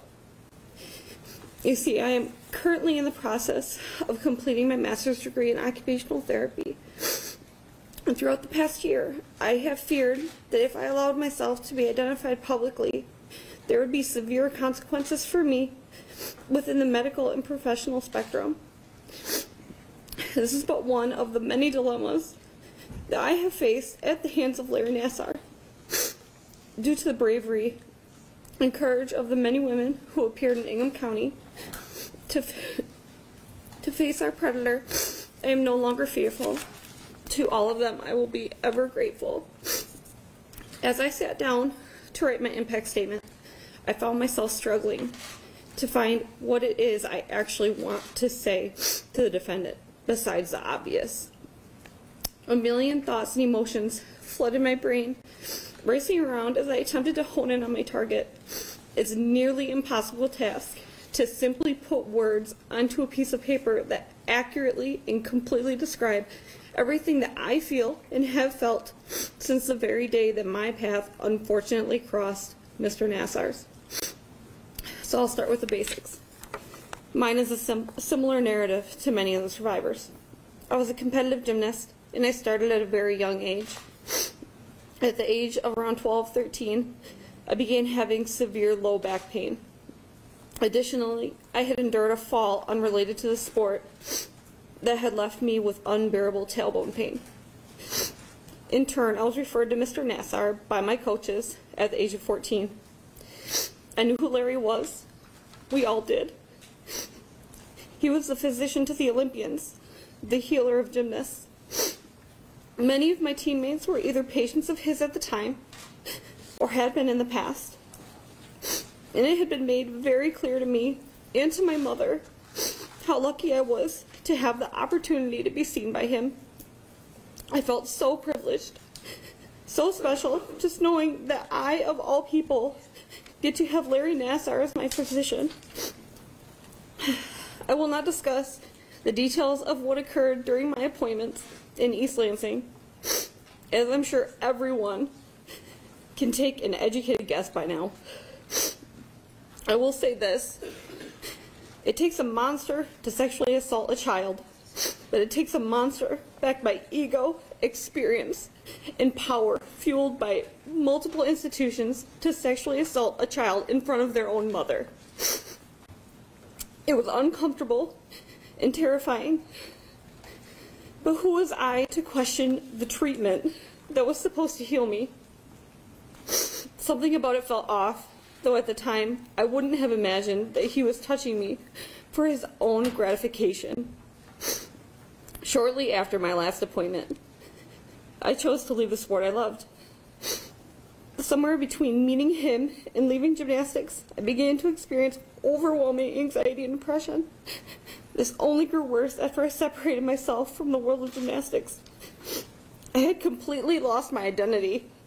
I was struggling to process and understand why I was feeling the way that I was. And I would be lying if I said I had never seriously contemplated taking my own life at that time. Fast forward to February of 2017. All the while, struggling with crippling anxiety and the panic attacks that come along with it. A preview for the 10 o'clock news appears across my television screen with a picture of Larry's face. The only words I heard from that preview were sexual assault allegations. Immediately I knew. I knew that what I had felt all those years ago was real. that he wasn't treating me for the back and tailbone pain that I suffer with to this day. But instead, he was running on his own sick and twisted agenda. This past year has been absolutely horrible. I still struggle with depression and anxiety. As a result, I have secluded myself from family and friends. I'm leery around male physicians and other healthcare providers. And I fear that somehow I too will unknowingly put my 2-year-old daughter in harm's way, just as my mother and many other mothers did. Anytime a male even so much as looks at her in a grocery store, I go in the opposite direction. Up until December, when I no longer had an option, I refused to place her in daycare. Because the opportunities for abuse are endless in that setting. Worst of all, I have had no choice but to compartmentalize all of it. Every feeling or thought I have had for a year, plus some, just to be able to make it through each and every passing day without completely losing it. All of the sadness, all of the fear, all of the anguish, all of the shame, and all of the anger. As a gift to myself, I'm leaving every last ounce of that here with you today. I'm taking back my life, the one you stole from me, my friends, and my family. Looking back on this day, I want my child to see that her mother had the courage to stand up for what was right and to face her abuser.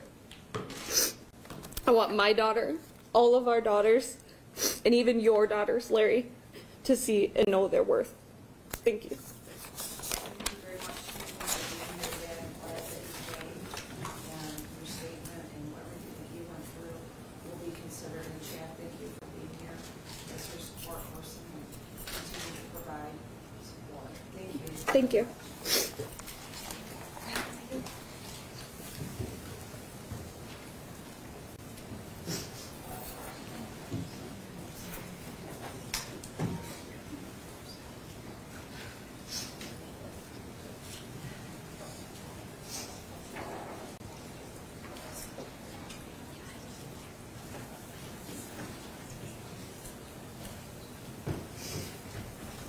Your Honor, the next survivor you will hear from has told us that she wishes to be publicly identified. She reached out sometime last week, right around the end of the last sentencing hearing, and I'm glad she's here today.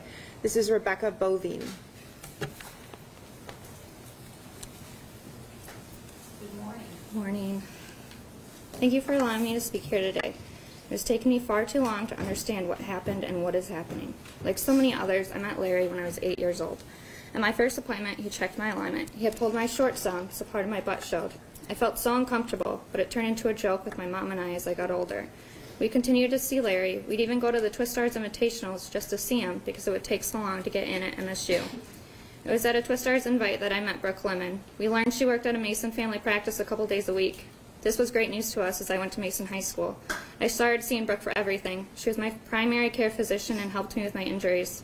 It was easier to see her than Larry at the time. My senior year, Brooke was unavailable to be seen, so I went back to Larry.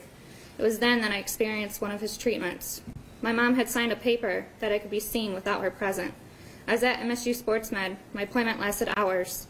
Several different treatments were done, checking alignment, acupuncture, and massage, just to list a few. The appointment ended with this treatment that we all know so well now. The appointment lasted so long that no one was left in the office. He had to show me out the back door. I didn't even check out, and then I thanked him. He made it seem like he was doing everything he could to make my pain go away by trying so many different treatments. I felt so uncomfortable but brushed it off as normal, or I thought it was. I told my boyfriend at the time what had happened. I even called my mom and brought up my first appointment where I felt so uncomfortable and how this was even worse. But I couldn't bring myself to tell her why. How do you tell your mom something like that? Thinking back on the events, I'm thankful for Brooke. I wonder how many times she saved me from having this treatment done more than that one time. I find myself saying I'm lucky. It only happened to me one time. There's all these other girls who had to endure this several times, hundreds even. I even tried to convince myself that it didn't really happen. I couldn't face my parents and tell them what happened. I told them in a text message, just as I told my husband. It wasn't talked about. It was an elephant in the room. I felt like a coward. The hardest part of all of this is I'm not only a gymnast and a patient, but I was a mentee and an admirer. I went to MSU. I graduated from MSU. I worked underneath them in the athletic training program at MSU and at Holt High School.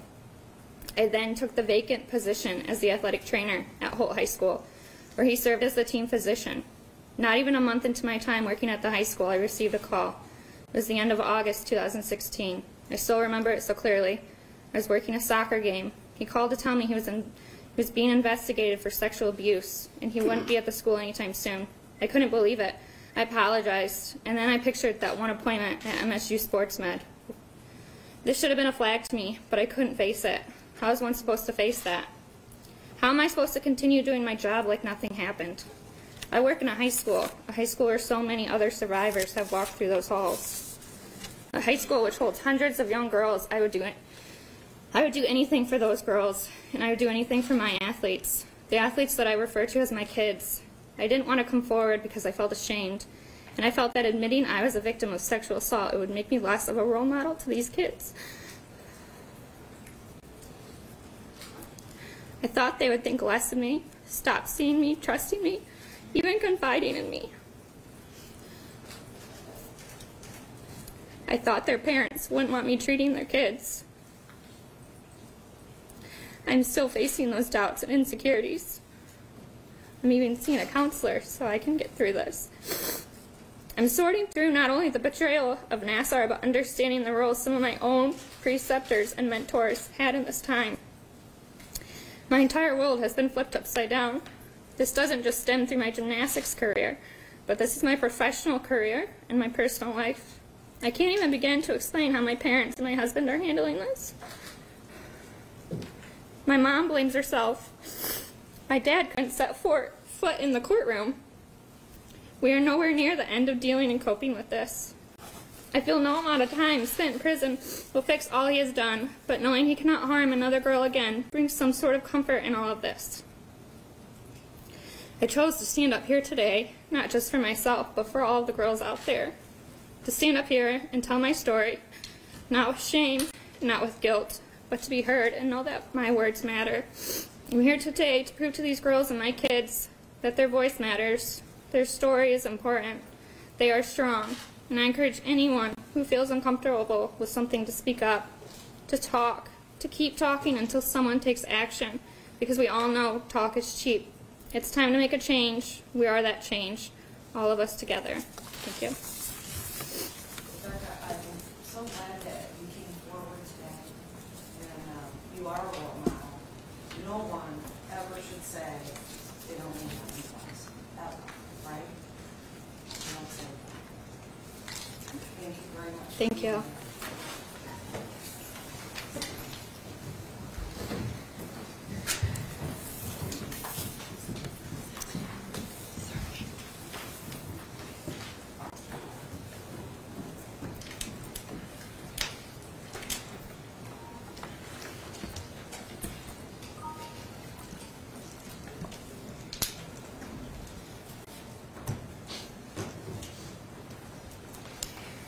Your Honor, we're going to deviate a little bit from the schedule. I expect it won't be the first time. But the next speaker you will hear from, the next survivor, is number 10 on your list. She will now be our number 8. Her name is Catherine Ebert, and I believe she goes by Kat. Okay. And she's right behind me. Come on up. Okay. And I do have, for the record, her photograph displayed on our slide. Good morning. Good morning. I would just like to say, first of all, thank you so much for letting me have my voice heard. I was a gymnast all my life. From ages 5 to 18, that was the only sport I participated in, and the love of my life. As a child, I never had any major injuries besides a few aches and pains. However, around May of 2013, I suffered a bad bar accident that debilitated the movement of my right knee. Growing up in the area, I'd always heard of the great and famous Dr. Larry Nassar, the U.S. Olympic team doctor, but I'd never had a reason to visit him until that moment in time. I remember feeling so grateful that he had time in his busy schedule for me. After all, he personally knew all of my gymnastics idols.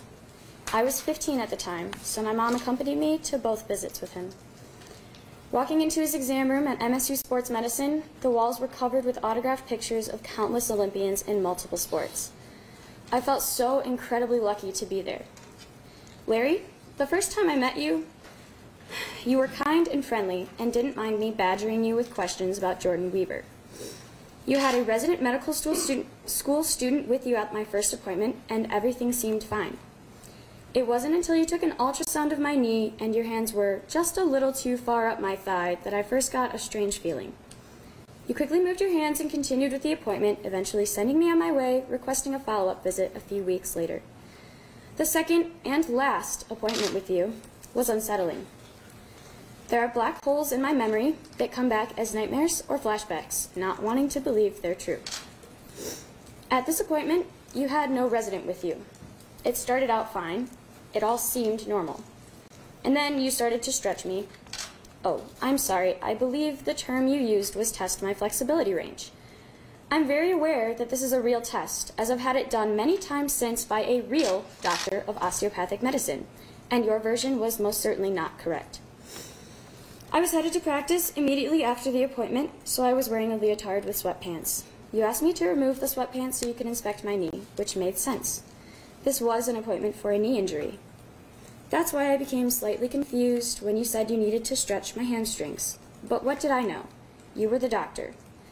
I thought it was strange that you got onto the table and leaned over me to do a split test, blocking my mom's view. I thought I imagined when your fingers brushed against the bottom seam of my leotard between my thighs. And then I stopped breathing when I felt a finger pry beneath the fabric and brush against me. In that exact moment, my mom got up and walked over to the side of the table, suddenly curious of your methods of treatment. You quickly removed your hand from my pubic area and climbed off the table to stand and tell us if I was getting better or not. I don't remember what you said. I couldn't hear you. I thought it must have been an accident. Maybe your hand slipped? I must have imagined it, just like I must have imagined the bulge in your pants as you walked around the exam table. I walked out of that exam room feeling confused, dirty, and broken. My gut felt nauseous, but my brain kept saying the same thing. He's a doctor. It's fine. You're supposed to trust doctors. They take an oath. He is a doctor. Stop overreacting. But I wasn't overreacting, was I? From that day on, I began to fall apart. I began to stay in my room alone whenever possible. I became angry and confused and frustrated with myself and everyone else, never really knowing why. When we called to schedule my next follow-up, you were completely booked for months, so I saw a new doctor, Dr. Brooke Lemon. Dr. Lemon was everything that you weren't. She would tell me where she was going to touch me before she did, always asking my permission. She strayed away from ever going near my private areas unless absolutely necessary. I always walked out of her office feeling better, but also worse. My body felt brand new, but my mind was numb. In the fall of 2013, I started to see a therapist for a depression that seemingly came out of nowhere. Hoping it would help, I saw a counselor weekly for months, but it only seemed to get worse. No matter how many therapists I saw, no one could seem to figure out where this self-hatred and anger was coming from. This thought haunted me for years. What was wrong with me? Why wasn't I normal? Why couldn't I just be happy? It only seemed to get exponentially worse with time until eventually I hit rock bottom. In June of 2015, I was hospitalized for 8 days at a mental health institution. I was only 17. I've been resisting medication for over a year now, trying to battle my demons without any help, but at this point, it was out of my hands. I was prescribed the strongest SSRI on the market, known for severe withdrawal symptoms and emotional equilibrium. Emotional equilibrium is the term I use to describe the numbness I experienced.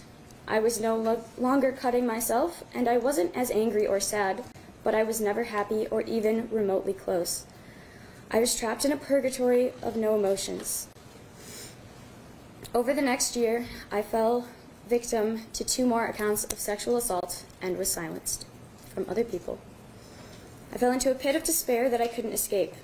In the spring of 2016, Dr. Lemon informed me that my back was too injured to continue my gymnastics career, but allowed me to finish the season. I was heartbroken, but thankful for the short amount of time I had left to say goodbye to the sport I loved more than anything. The next day, the day before regionals, I informed my coaches, who proceeded to kick me off the team for my mental health and safety. Everything I loved was gone. Larry, your abuse took 3 years of my life away from me and my family. These past few weeks have been a nightmare of emotions and PTSD as I've come to terms with what you did. I couldn't sleep. I couldn't get out of bed. I skipped class. I skipped an exam. I lost all motivation as I was overwhelmed with the truth of your abuse. But that ends today. You are the most vile, disgusting creature I've ever met. Scum of the earth is too high of a title for you. I hope you realize that you will never have any power over anybody for the rest of your life. Because standing in this courtroom today and having my voice heard is a huge step in my personal healing process, and I know that my story will help to prevent this from ever happening again. Because it won't. It can't. MSU, I now turn my attention to you. As a student at Michigan State, I am completely heartbroken and betrayed by the school's administration. It's time to accept responsibility for your actions, or rather, lack thereof, and step down. I feel that the administration of my school is in the hands of uneducated sociopaths that feel no remorse and have absolutely no regard for the health and safety of the student body. I do not support them. Talk is cheap, but my tuition isn't, and I'm tired of your apologies. While I've been struggling through all of this emotional turmoil, you've been worried about basketball donors and how this university has, quote, many more things going on than this Nassar thing. I am deeply disappointed by the newly discovered hypocrisy and cowardice of the members that rule our institution. No more second chances, no resignation benefits, and no more lies. I would like to be included in any restitution settlement that is reached. However, that is not why I'm here today. Before I finish, I would like to point out how critically important it is to teach children signs of sexual assault, and that it is never okay for anyone to touch you in a way that makes you feel uncomfortable. After everything that my sister survivors and I have said, you will never be silenced for speaking up. Larry, have fun in prison. Now it's your turn to be abused. Thank you. Thank you very much. You go by Kat? Yes. Kat, thank you very much for being here today. I read your statement last night and I found it very powerful, and I will give it strong consideration in determining the sentence, and I hope it helped you to be here today. Thank you. Thank you very much.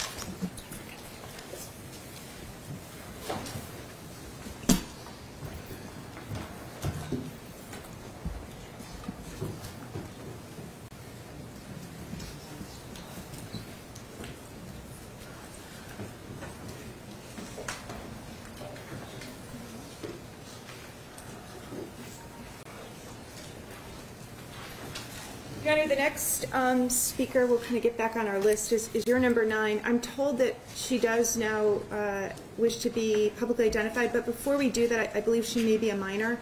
I'd ask that her father, who's in the court with her,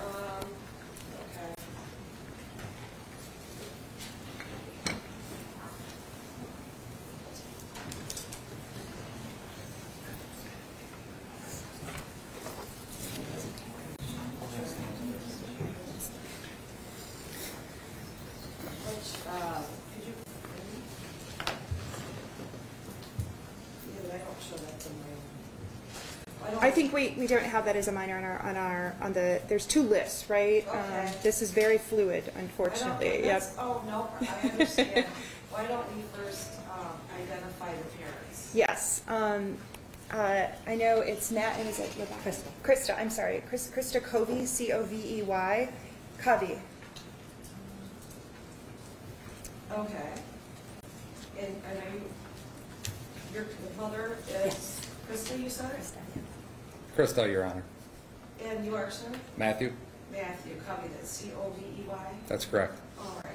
Now, you have a daughter that is a minor, correct? That is correct. And she was a victim of the criminal actions of Larry Nassar? The animal did, yes. And, Sorry. As her guardian and as your parents, are you agreeing that it was okay for her to be identified and for her to make a statement? Yes, we are. And her name is Maya, correct? Yes. Maya, would you like to make a statement? Yes, please. Whenever you feel comfortable, you go ahead and start, okay? Judge, I do have a photograph at the family center. I wanted to confirm, I know we had spoke earlier, we were not going to disseminate that, but, no, they've changed their mind. Right, I'm saying. Yeah. Oh, I'm sorry. Let's Yep. take a minute and let you put that up. While we're doing that, Maya, I know that That's how it's sent to us. I can't imagine, actually, this is overwhelming, all of the individuals and all of the cameras, but you do have to record everything that's said, and so to the best of your ability, if you talk to me, just talk about it so you can, let me move over, okay? Okay. You just talk to me and have a conversation with me, okay? Okay, this is very short, but I would just like to say something to Larry. Larry, I was told to trust you by everyone, my parents, my coaches, and even my teammates. You promised you were going to help me, so I trust you, even though you knew what you were doing was wrong. For the past 2 years, I haven't been able to trust anyone or open up to anyone because I felt like what you did to me was my fault, and I thought that nobody would believe me. You were someone that I looked up to because I was told you were going to heal me. Instead, you stole my innocence and emotionally scarred me. I know that I'm going to move on and be okay from this, but this is something that will always be there, and I will never forgive you for this. I'm thankful for the brave survivors for giving me the courage to come forward and face my nightmare and the monster for the last time. It is time for change, and my voice matters. Your voice does matter. Your voice matters very much.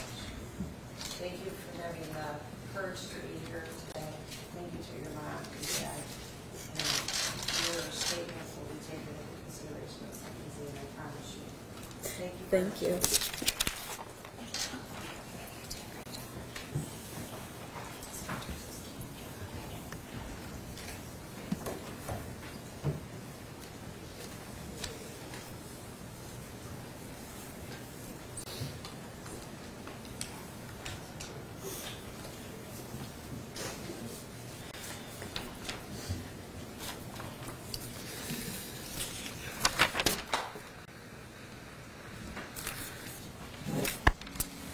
Okay, Your Honor, next we have on your list number 46.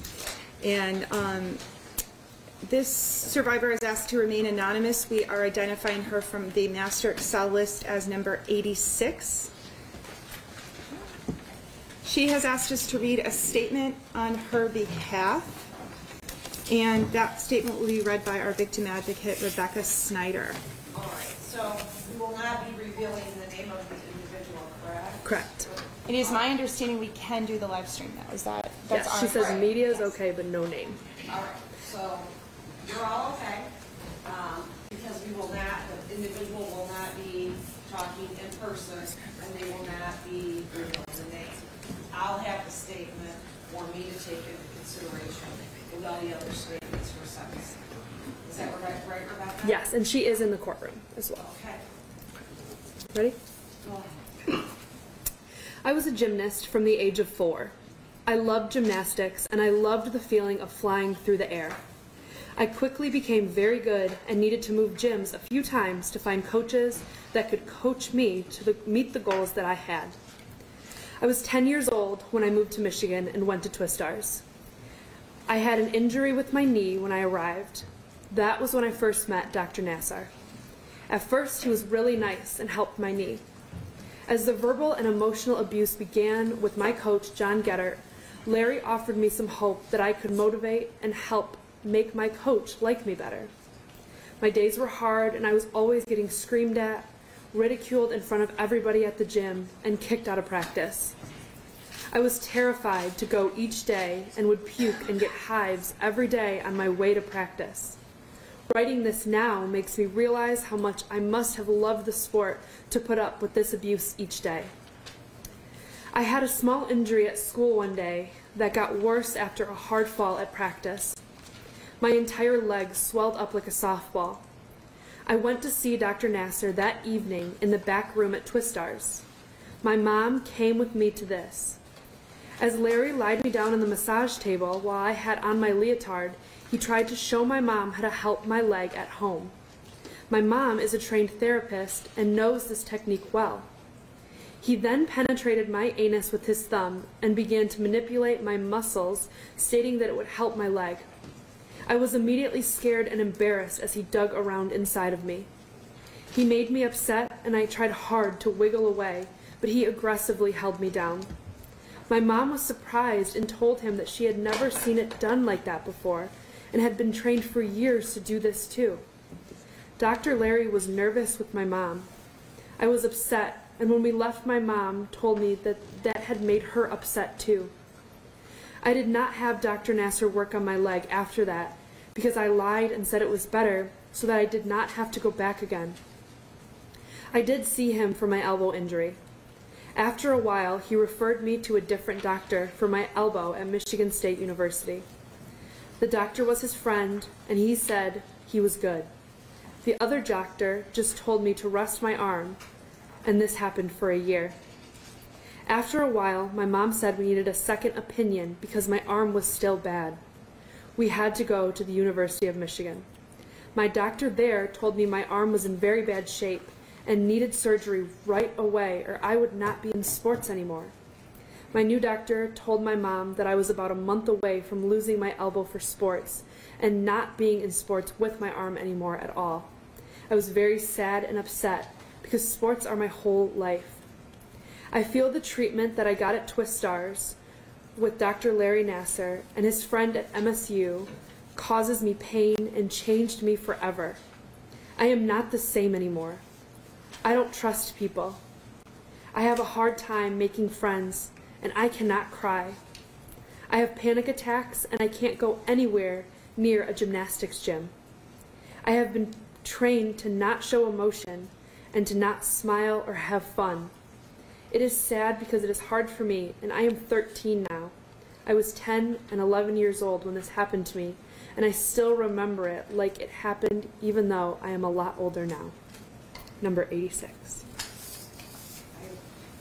Well, Rebecca, thank you for reading the statement, and to the individual that wrote the statement, I don't really even want to look out in the valley because I don't want to inadvertently do anything to reveal the identity. Thank you very much for making the statement. The court appreciates it. I'm glad that you did not lose the loss of your elbow. And the court will take your statement into consideration in sentencing. Thank you very much.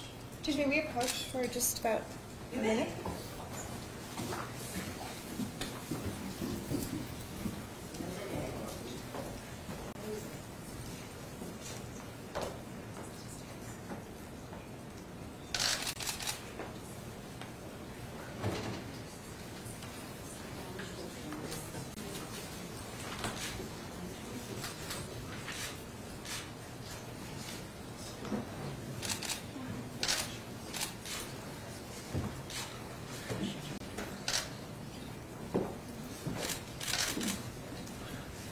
Ladies and gentlemen, we are going to take by the clock on the wall in the courtroom. It says that it is 9 minutes to 12.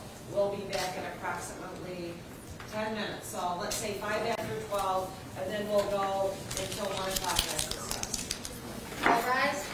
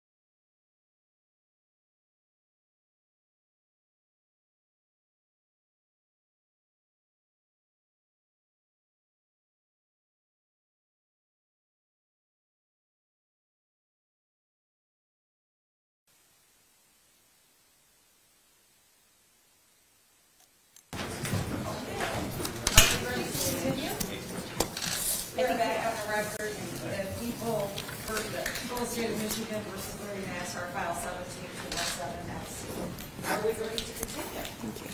We are, Your Honor.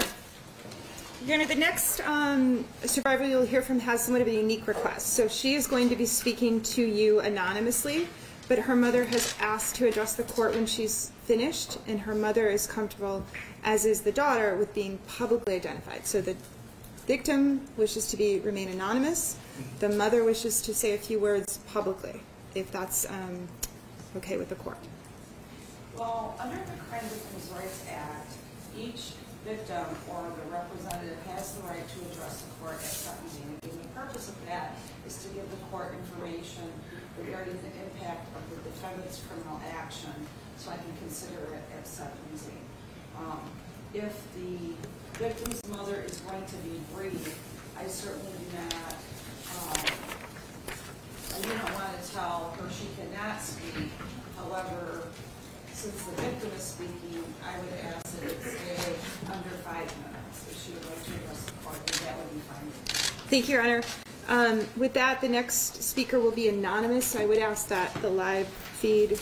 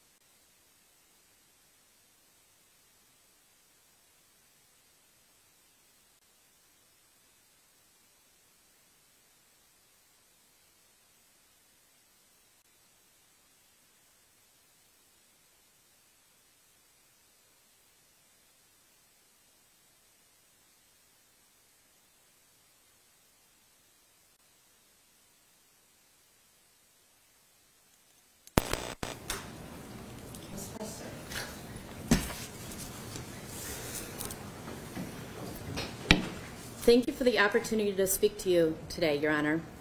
Thank you for the rock. I chose truth. And truth, it is what I will share. I am the mother of a Larry Nassar victim. I have played the guardian role as chaperone, carpool mom, giver of healthy snacks, sender of messages, and supporter of many of the young women I have watched on TV over the course of the last 2 weeks. My name is Amy Preston. My daughter was a teammate of many of the girls speaking at this sentencing and the last sentencing. I have known these girls since they were just that, girls. I am proud to see how poised, eloquent, and well-spoken they are. They are telling their truth. John Geddert behaved as brutally as they say, and Larry was as kind as they speak. A very toxic and lethal combination, as it turns out. My daughter was a level 10 gymnast since grade school, had similar injuries, and so was treated at Twistars, back room, Larry's basement, Michigan State's facility, his office, and our home. And I, like other parents, sat in the room during visits, so appreciative and humbled that the great Dr. Larry was giving my daughter his undivided attention and making her feel better in every way she needed, mind, body, and soul. Once, when Larry came to our home in Brighton, Michigan to work on her, he brought her waffles with fresh berries and Cool Whip. Larry was part of the family. He gave us gifts from past Olympics and from Michigan State. He gave her a special necklace with the Lord's Prayer on it for confirmation. When I asked him why he was so driven to be helpful, he said he always inspired to be the modern-day Norman Rockwell. So I would find Norman Rockwell books and antique trinkets to give him as a thank you. McDonald's gift cards for his own children, special treats, as he was a great dad and always helping with homework and dinner time, etc. My father is the best man I know. Kind, loving, trustworthy, hardworking. My father gave of himself in service to others his entire life. Larry fell into that same category of trust and respect for me. My father's heart sank when he learned what Dr. Larry had been doing. Not Larry, not the good cop, not the healer, the advisor, the saint we all loved and adored. When my daughter abruptly wanted to quit gymnastics as she was entertaining which full-ride scholarship she wanted to attend, we couldn't believe it. The icing on the cake was just around the corner. So for 3 months, we contemplated this decision with her. One night, a week before regionals, John kicked her out of the gym for not making her routines and having a tired, bad attitude. She called me, said it was her last practice ever, no more. I told her to call Larry and talk to him about the decision. If he agreed that she should be done, then so be it. He then called me and asked if he could drive her home on a Thursday night from East Lansing to Brighton. I thought this to be an exorbitant measure, but that was how he was.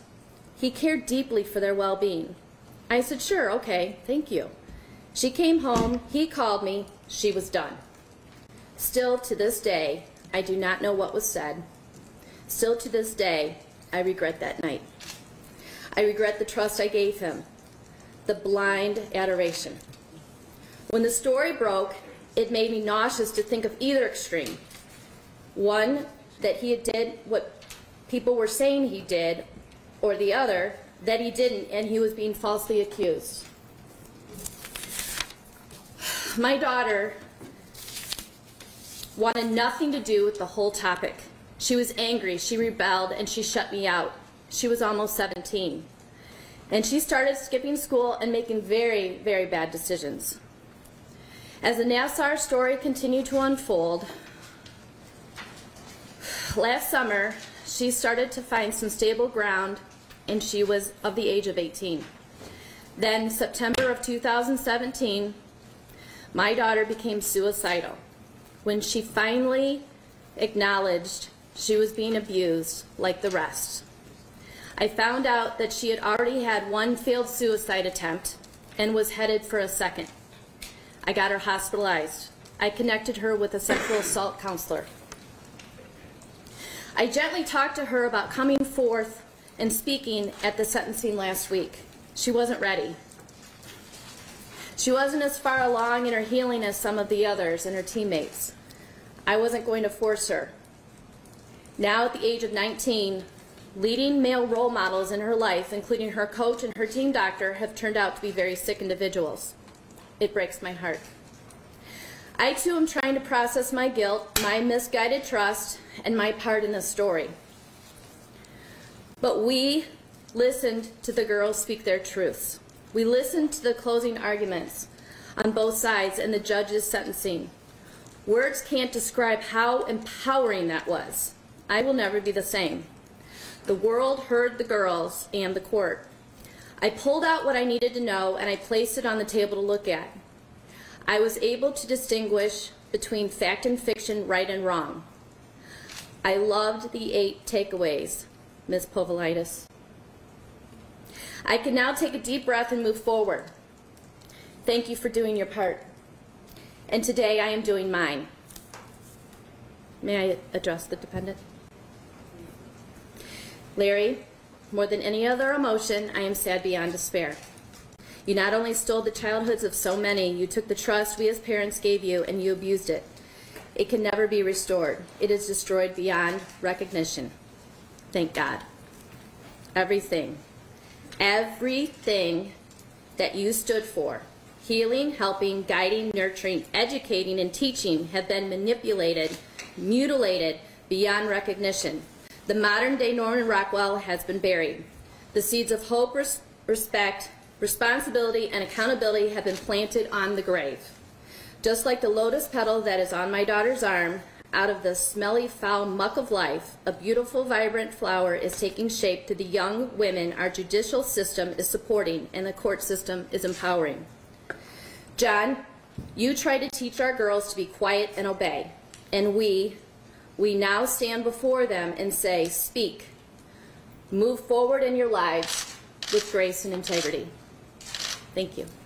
Thank you very much, Ms. Preston, for being here today. As I said, under the Crime Victim Rights Act, the victim or representative has the right to make a statement, and that is the agreement that was reached between the Attorney General and the defendant.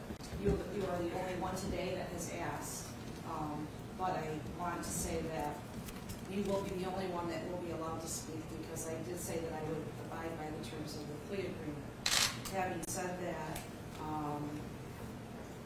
I think many parents, friends, and guardians, although not legally classified as a victim in this case, have suffered and have gone through this process, feeling all of the emotions that you have so clearly articulated of what the parents have gone through.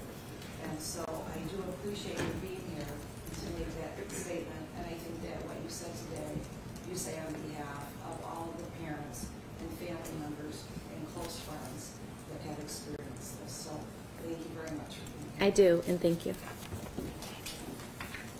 The next individual to speak is Ms. Your Honor, it's my understanding the next folks you will hear from are parents who are speaking on behalf of their child. Yes, no, that's absolutely allowed. Yes.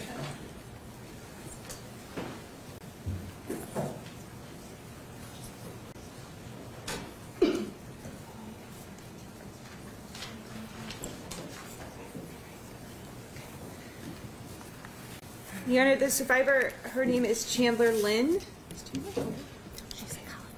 Okay, she is in college and cannot be here.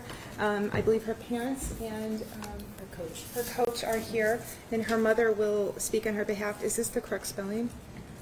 Yes. Okay. And we're going to need that so that Ms. Cook has it for the record. So for the record, Chandler is Chandler, last of Lynn. And would you mind spelling and stating your name too, please? Justine, Justine, Lynn. And you are Chandler's father? I'm not. I'm Justine's boyfriend, John Walker. Okay. And then the coach? Shannon Hunt. Shannon? Hunt, H-U-N-T. Okay, thank you. Thank you. All right, Justine, go ahead.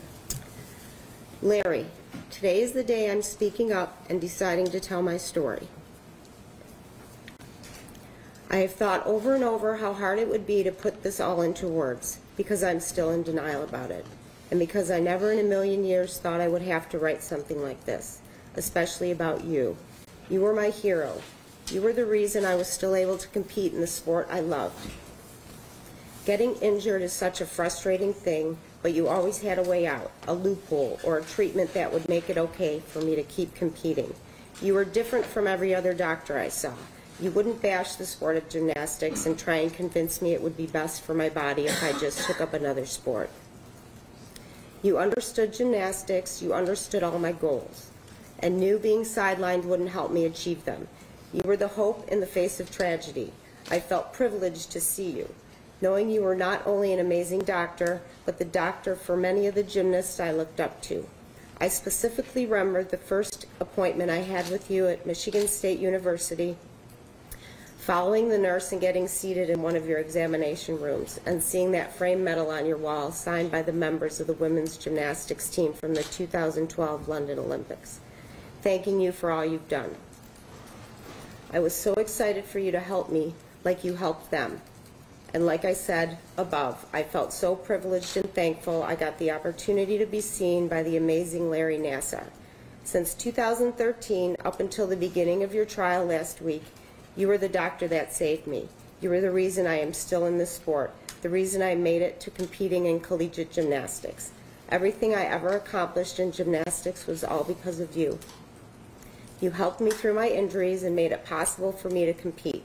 Knowing how highly I thought of you, you can imagine my disappointment and shame and my complete and utter sadness as now I have to write this and admit that I was too a victim of yours.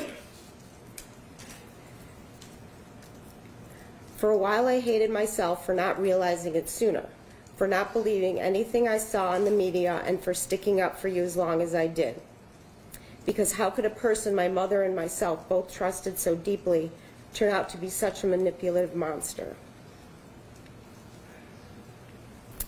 Being in denial about what you did to me was a lot easier than having to admit it. I thought to myself when I felt like speaking up, why deal with the pain when I could just ignore it? I am saddened that that's probably what I would have done for the rest of my life if it weren't for Judge Rosemarie Aquilina and her allowing all the survivors of your abuse to share their stories. Watching and listening to every woman give their statement and realizing that they were all so painfully similar to the things I experienced getting treated by you made it almost impossible not to speak up. I didn't want to have to believe that things I thought you were doing to help me were actually things you were doing to pleasure yourself. Like when you would see me after hours at MSU to treat me because I had a meet coming up or a Region 5 training camp, and you had no available appointments during the day, so you suggested I come after close. Back then I thought you were so nice for taking the time out of your night to help me because you cared about me. But now I realize that it was just you wanting to pleasure yourself at my expense. Or when you put your ungloved fingers inside me, in the same room as my mother.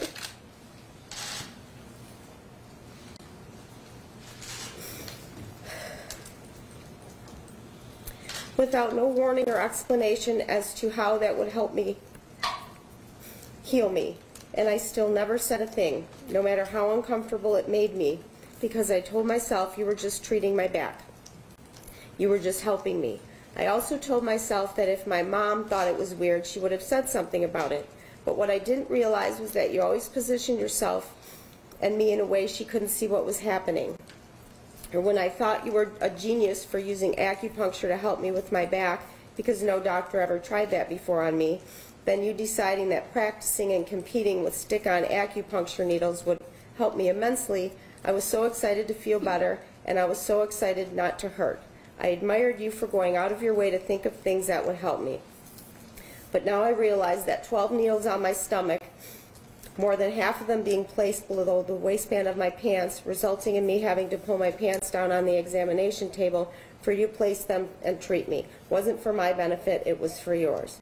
I see a doctor up at school now, and when I see her, the treatment she does for acupuncture, she places the needles in the location where I am experiencing the pain, on my back. It is very clear to me now the needles you placed on me so far from the place that was actually hurting me, a place where I so conveniently had to pull my pants down, was just you pleasuring yourself, again at my expense. This made me think about all the times you would treat me with cupping or you would apply KT tape to my back. It always seemed to result in me having to pull my pants down so you could place it correctly. I hate that I trusted you so deeply. I hate that I never questioned your treatments or your actions while performing the treatments, no matter how strange they seemed. I thought you were closing your eyes while treating me to pleasure yourself, because you said you were just thinking really hard, and I believed you. I hate how you fooled me and brainwashed me into thinking of you as nothing other than an amazing doctor. I feel ashamed that I believed for so long that I was lucky to be a patient of yours and thought of you as my friend, when really all along you were my abuser. The last time I saw you in August of 2016, before I left for college, and shortly after that, September 1st, I believe, is when all the accusations about you began. My mother and I contacted you personally via Facebook or by text, asking what to do because the doctor and trainers at my school needed a note from you assuring them that you had cleared me for my back injuries and I was okay to practice. When you got back with us, you told us how to get my medical records from MSU, and on top of that, you said everything going on with the accusations was just a misunderstanding and that you had a bunch of gymnasts, coaches, and other doctors in your corner ready to defend you, and you apologized to us for the inconvenience. And we again so naively believed you. Around the same time, my club coach called me one night up at school right before everything became public, telling me that you were under investigation because she wanted to be the first to tell me before I heard it on the news. And she asked me if anything happened to me. And without even knowing at the time that I was lying to her and myself, I told her no, and that you were a good doctor because, like I said earlier, you saved me. You were the reason my body made it to this point and the reason I got the opportunity to compete at a collegiate level. So I owed everything to you. Who was I to accuse you of anything? I was lucky to have even been treated by you. I now realize that all this time, up until your trial last week, I refused to believe there were people as evil as you in the world. I refused to accept that the things you did to me were wrong. I so badly wanted to believe you actually wanted to help me and so many of the other people you treated, when you really are just a sick, pathological liar to yourself and everyone around you. You're a manipulator and a monster and a criminal that abused his medical license in the worst possible way. You deserve every bit of the sentence you already got. I feel sick to my stomach thinking that since 2013 I thought that you saved me. You, Larry, did not save me. You ruined me. You hurt me and betrayed me more than I ever thought was possible. What saved me was the 150-plus women that decided to face you in court and tell their stories to the world. Without them, I would not be speaking up and for the first time admitting to my family and friends, and most importantly myself, that I too was sexually abused by you. I wish I had the courage that they did to speak up sooner and the strength they did to address you face to face in court.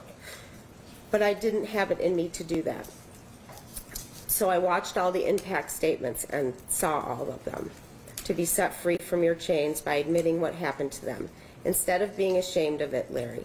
I wish every day that I had the courage to speak up sooner, but all that matters is now, is that I have now, and I'm not scared or ashamed anymore.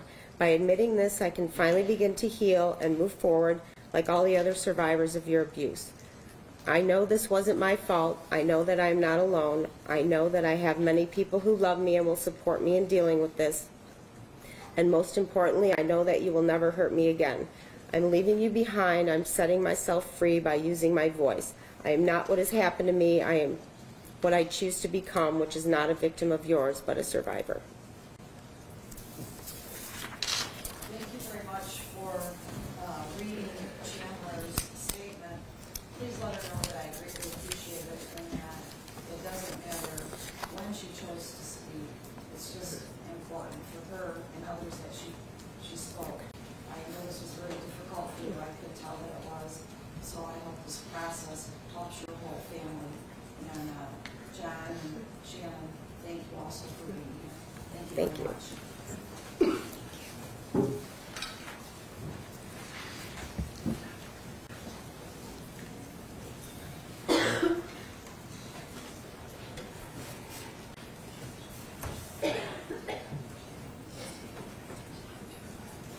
Your Honor, the next survivor you'll hear from is a minor. Her parents will be accompanying her to the podium And it's my understanding they do wish to be publicly identified, but we'll follow the process. Is that 211 or 225?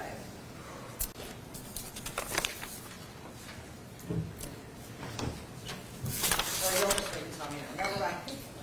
It's number 54 on your list.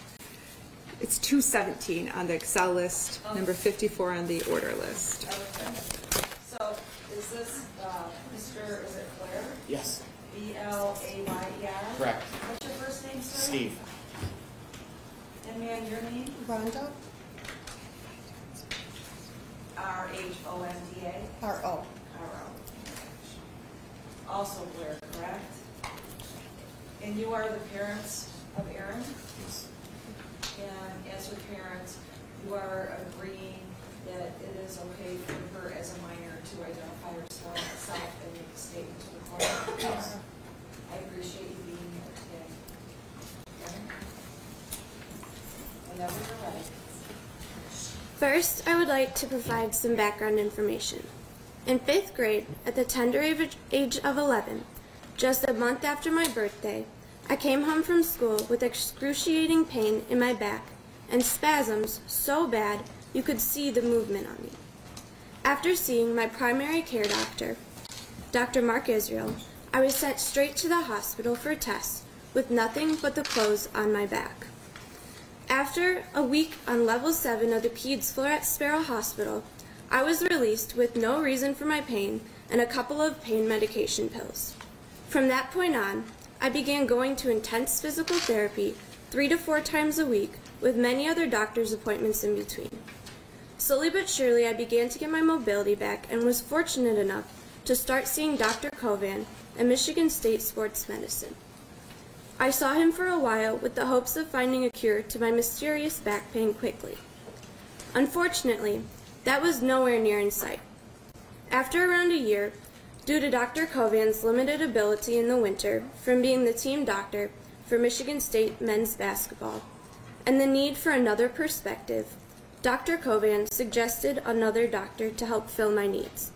I was referred to the decorated Dr. Larry Nassar. From that point on, the long journey began. Regular visits were scheduled. Every 3 weeks or whenever I needed, I saw Larry Nassar to work per usual. These appointments consisted of the general adjustments and the new attempts to help me out, which only served as temporary help. Now I'd like to address the defendant. Before I get started, I would like to say this to you, Larry. I am not here for you or your pain. I am here strictly to tell my feelings and my story. For all the girls that have already spoke, for all those who will, and all those who are like I was, struggling with their new reality of being a victim. What I say here will not change your future right now, but will provide you with another perspective to think about. I never thought I would be up here today. When I first heard the news that there was an ongoing investigation, I had 2 thoughts. 1, these women are doing this for attention, and 2, because that is not the person I know and trust. I was heartbroken and almost 15-year-old girl. I was a heartbroken, almost 15-year-old girl, sitting on a couch, surrounded by my parents, being asked unimaginable questions about my well-being. I found out when I was supposed to have an emergency appointment the next day, but was very surprised to hear that you were on leave for an unknown amount of time. Almost 15. I had my learner's permit, was in my freshman year of high school, and my biggest worry was whether I was going to get asked to the school dance or not. Almost 15, and little did I know that the next year would be the hardest of my life so far. As I sat on the couch and thought about what was going to happen, I did try to stay optimistic. With no thought at all, I denied ever feeling uncomfortable, despite what my heart was telling me to say. I did everything in my power to protect you. I truly believed that denying the truth would make the problem go away. Well, fast forward less than a year later, and here I am, standing in front of you, doing many things I hate. I am seeing you, putting my whole truth out for everyone to hear, and public speaking, which does not make me happy. So I hope you are actually ready to listen, Larry. Helpless, like I was, to my story that is different than any other girl that has spoke, or any other that will speak. I am here to move on and leave you in my past. But first, I must do my part and do my best to help clean up the mess you have made. I may not ever be able to do a lot. I may not be able to do a lot, but I sure as hell know I am doing far more good than you will ever be remembered for. I know I am just a voice, but lucky for me, I am now part of an army, the army of survivors. I'll give it to you though. You did somehow manage to bring together and connect over 160 women and girls from all different backgrounds, which is impressive. And extremely unfortunate for you, because now we are all here and ready to make sure you never see outside of prison walls again. So I hope you are ready, because you deserve so much more than your sentence and so much less in life. Unlike many of the women and girls that have been talking, I am not a gymnast or a dancer, rather a soccer player. This special case for you. Age 12, in the case that no one can crack, that excited you. But did it excite you because of the medicine, or because of the young, impressionable age? I came to you as a sad, hurt, and helpless little girl with parents that were feeling the same way. I was tired of all the people I had to see, and you jumped on that opportunity. From the first appointment I saw you, you welcomed me, made me feel special, comfortable, and not like a lost cause. With all the stories you told me from the Olympics, I began to warm up to you and trust you. Trust you to try out all the new treatments. Then came the acupuncture, cupping, more physical therapy, and many other future solutions. You even gave me a number to call for emergency visits when the already scheduled ones weren't enough. When the pain was unbearable, you stayed late, even after all the others had left, just to help me. I guess after seeing so many doctors and trying so many new things, I was open to anything and everything you suggested. You knew this and used up every ounce of my innocence, not only abusing me, but the oath you took when becoming a doctor, to respect the privacy of your patients and not play God.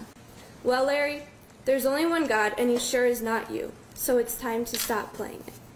You manipulated my back, and with it my mind, my 12 to near 15-year-old mind, not only abusing your power, but all the other girls and me. You abused me when you thought it was okay to treat me, when you thought it was okay to not explain a process, use no gloves, stick your fingers into my vagina, then proceed to rub the surrounding areas and my body, and then continue on to the next form of treatment without washing your hands, not batting an eye, like nothing had ever happened. I thought a back rub was fine at first, but that was simply what you wanted, to test the waters. This was just like many times before, and I did not and would not ever at the time say a thing, because I finally found someone that knew my back and knew some ways to help me feel a little better.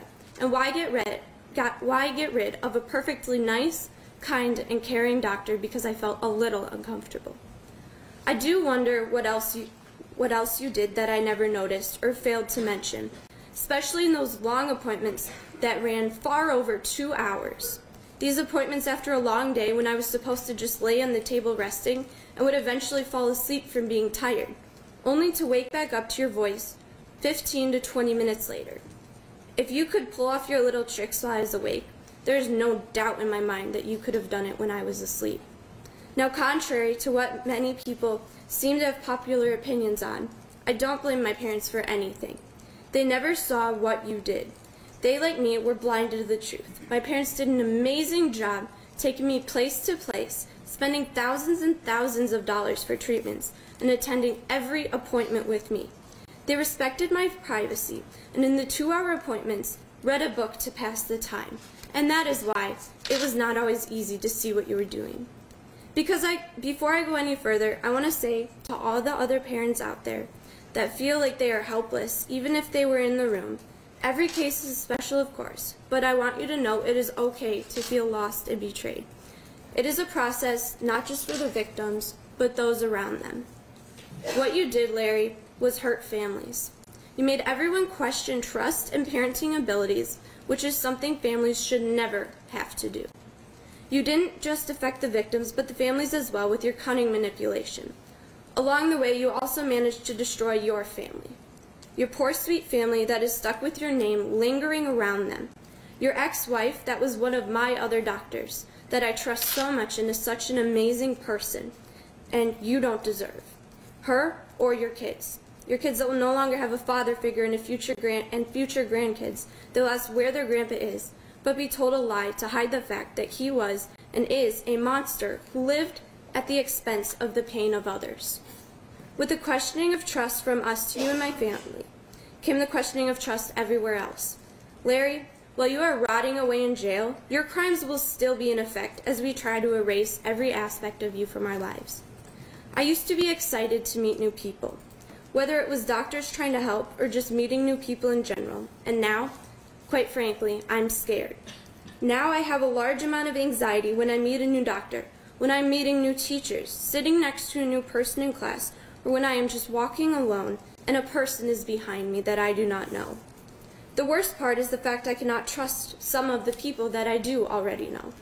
There are great people that I've been blessed to meet, and it is truly a shame and embarrassing that I don't see you as one of those people anymore. You've destroyed the way I look at male role models in my life and destroyed any new relationship with people I may have in the near future. So many questions flow through my mind when I think about what happened and you. Did you know that one day you would be knocked off of your pedestal?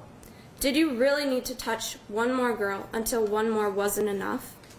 Was it so hard to reach out and ask for help?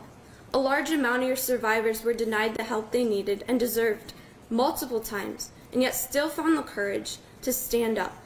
It is hard to break an addiction, but the fact that it was known and took you 20 years to admit absolutely disgusts me. Finally, was it worth the 175 years? Because while your face may say no today, something inside me says that the sick, twisted part of you thinks it was. You got so caught up that nothing else mattered, not the treatment, the job, and not the family, and that is on you. Now, just in case what I said about the pain you caused was not enough, here's a little bit of a description of what I personally have gone through. When I came to terms with what happened, I did try to tell someone who I thought of as a close friend that I felt uncomfortable at times. I was told it was all in my head, and boy was I quick to believe that. I believed it so much despite the fact that I did not feel right. Despite the fact that when your face was on the television or your name on the radio and my parents rushed to turn it off, I was in horrible pain. Despite the fact that kids would yell, "Free Larry Nassar" at school, and I would fake sick to go home and just get away from the pain. More recently, as your name was going around and around more and more, I came to terms with the fact that I was going to have to say something. I got very sick for unexplainable reasons. I could not eat or sleep and missed 2 weeks' worth of school days. Soon the anxiety that I had before hit harder than ever, and then came the depression. I would and still sometimes am up until 3 a.m. freaking out and crying, wondering what is wrong with me, absolutely hating myself because of you. I would even try to call more than 5 people multiple times until I realized no one would answer and I was alone and isolated. Around this time, my grades also got low from missing school, and I had to change into easier classes because the work and general stress was just too much. I would go home and lay down, not sleeping, but thinking about where I went wrong. 2 months before, I was thriving at school and in all my classes, not just going through the motions. You did this to me, Larry. I shut myself out, and after a while, was not one bit like my regular fun, energetic self. And quite frankly, if it weren't for a close friend encouraging me to speak, the other girls deciding to speak, and being done with all the crap you put me through, I don't know what would have happened. If it weren't for the dreadful night I told my mom on a couch, drawing on my leg, because looking at her in the eyes, showing all of my pain was too much at 2 a.m., I do not know what would have happened. If it weren't for my family that offered a strong support system and forming plans A to Z on what to do, I don't know what would have happened. I never would hurt myself because of you. Because nothing I can say, I would never hurt myself because of you, though. Because nothing is worth that, and you don't deserve to be on another person's mind causing pain. I still can't eat or sleep, and the only thing getting me through most weeks is the fact that I get to play a sport I love with wonderful coaches, teammates, and altogether athletes. Out of all the things you ruined for me, sports is definitely not one of them. so I just wanted to make sure that you made a special note of that. I do have to say, though, walking into a room that was once yours at Michigan State Sports Medicine, that was once decorated with all of your thank you letters and achievements, stings a little, but each time it stings less and less. There's nothing that could have ever prepared me for what me and all the women have endured, and probably won't be for a long time, especially in the area of abuse that is neglected in the teen education and pushed aside in the big world. I wish I could have reached out and had someone tell me everything was going to be okay, or spoke up quicker, but that is all a product of your work. I was speechless and helpless, and now you are. Now I have a few not so kind words towards others that were responsible in this case. Since I am not a gymnast and cannot fully grasp or relate the problems going on in the obviously corrupt world of U.S. gymnastics, I will leave that to the other women that can speak for us all and have done a great job so far. What I can speak about is Michigan State University. My family has a deep love for MSU. My father is an alum, and we have been involved in many other functions through the college. Normally pleased and with nothing but praise for the university, I am going against everything I thought today. I've never been more disgusted or angry towards the people that let this go on. Larry Nassar was first accused in 1994, and by 1997 was working for MSU. One accusation went by and nothing was done, but neglected and pushed aside. By 1998, there were even more, and one was even a 6-year-old. Yet, once again, nothing was done. I hope you know what you have done by not investigating this man so much earlier. If you had, there would have been so many girls saved from the pain. I was not born until 2001. That gave 7 years for change, of which I should have been born to a world where he was irrelevant, and there was more great doctors working at sports medicine like Dr. Kovan. After 7 years went by, there was still 12 more years until I would know his name. Yet I was unaware of any problem that would affect me long term, just like everyone else seeking help. As to the little fund you set up to help all the victims, you are doing nothing but attempting to cover your tracks with money. In this case, nothing, not even the so-called generous $10 million makes a difference. The real difference you could have made was recognizing there was an issue with Larry Nassar, getting the victims the help they needed, and getting Larry the help he needed. Because who knows, if someone with a little molecule of wisdom with power at Michigan State would have decided to make a difference, hundreds of lives would be different today, including his. I am disappointed, and you should be too. Aside from the money, your reputation throughout all of these cases is going down so much. Whether it is from someone coming up to my brother at the gym, wearing an MSU sweatshirt, saying, "I can't believe you support those rapists," or other people believing that the university has lower standards and therefore is less of a school and easier to get into, your reputation is tarnished in that area. I truly believe this, but it does not mean that all the people here are bad. There are so many great doctors and workers and students working hard every day to make the world a better place, yet they have the shadow of one man hanging over them. I do not feel pity because you knew what you had coming, and that is all I have to say about Michigan State. If I have learned a few things from this journey that is far from over, it is this. 1, I am going to move on and forget about you. 2, you will never hurt me or anyone again. 3, I can be a voice and a person that people can feel comfortable talking to in similar situations. 4, even when I feel low and weak, I will only come out stronger. 5, I am never alone no matter what. 6, money will not change what has been done, and there is serious work that needs to be done about sexual abuse and more change in the world we live in. 7, I will grow to be a powerful woman with a voice to be heard. 8, the bad guy never wins. 9, I can only grow from here. And 10, my last tears have already been shed over you. Now, Larry, a few last thoughts. When you go to the doctor's office, feeling sick or hurt, as you may recall from your old job, a common question is to rate your pain on a scale of 1 to 10. 1 being nothing, and 10 being the most pain you've ever felt. I always would say no matter how much pain I was in, at my worst, I was at a 7, 8, or 9. And congrats, you got the first ever 10. For this part, I ask you to look at me in the eyes and listen to what I have to say, because it is the least I deserve in this moment. I do hope you find peace praying to God, because that is the only conversations you will get. It is my job to forgive you, but not to reconcile. That part is up to God and you in heaven, and you talking to try to get to heaven, and your willingness to listen and answer.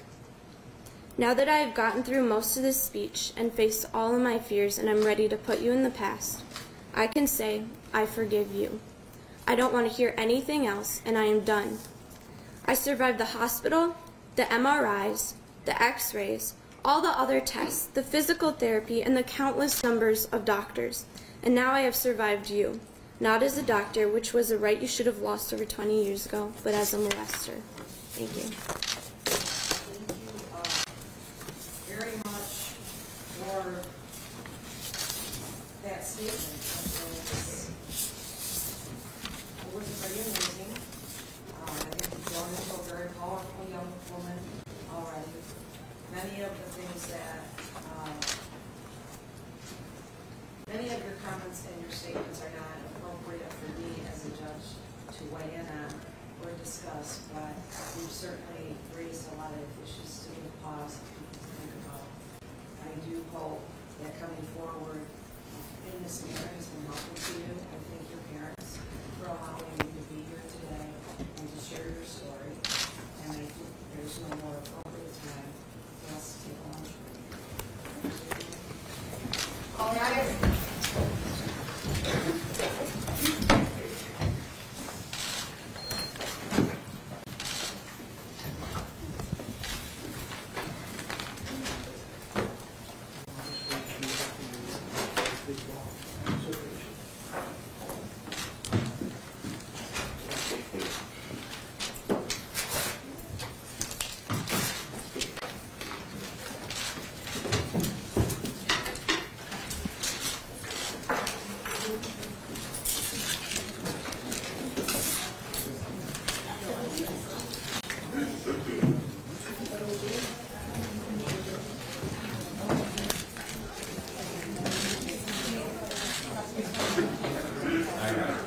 Right.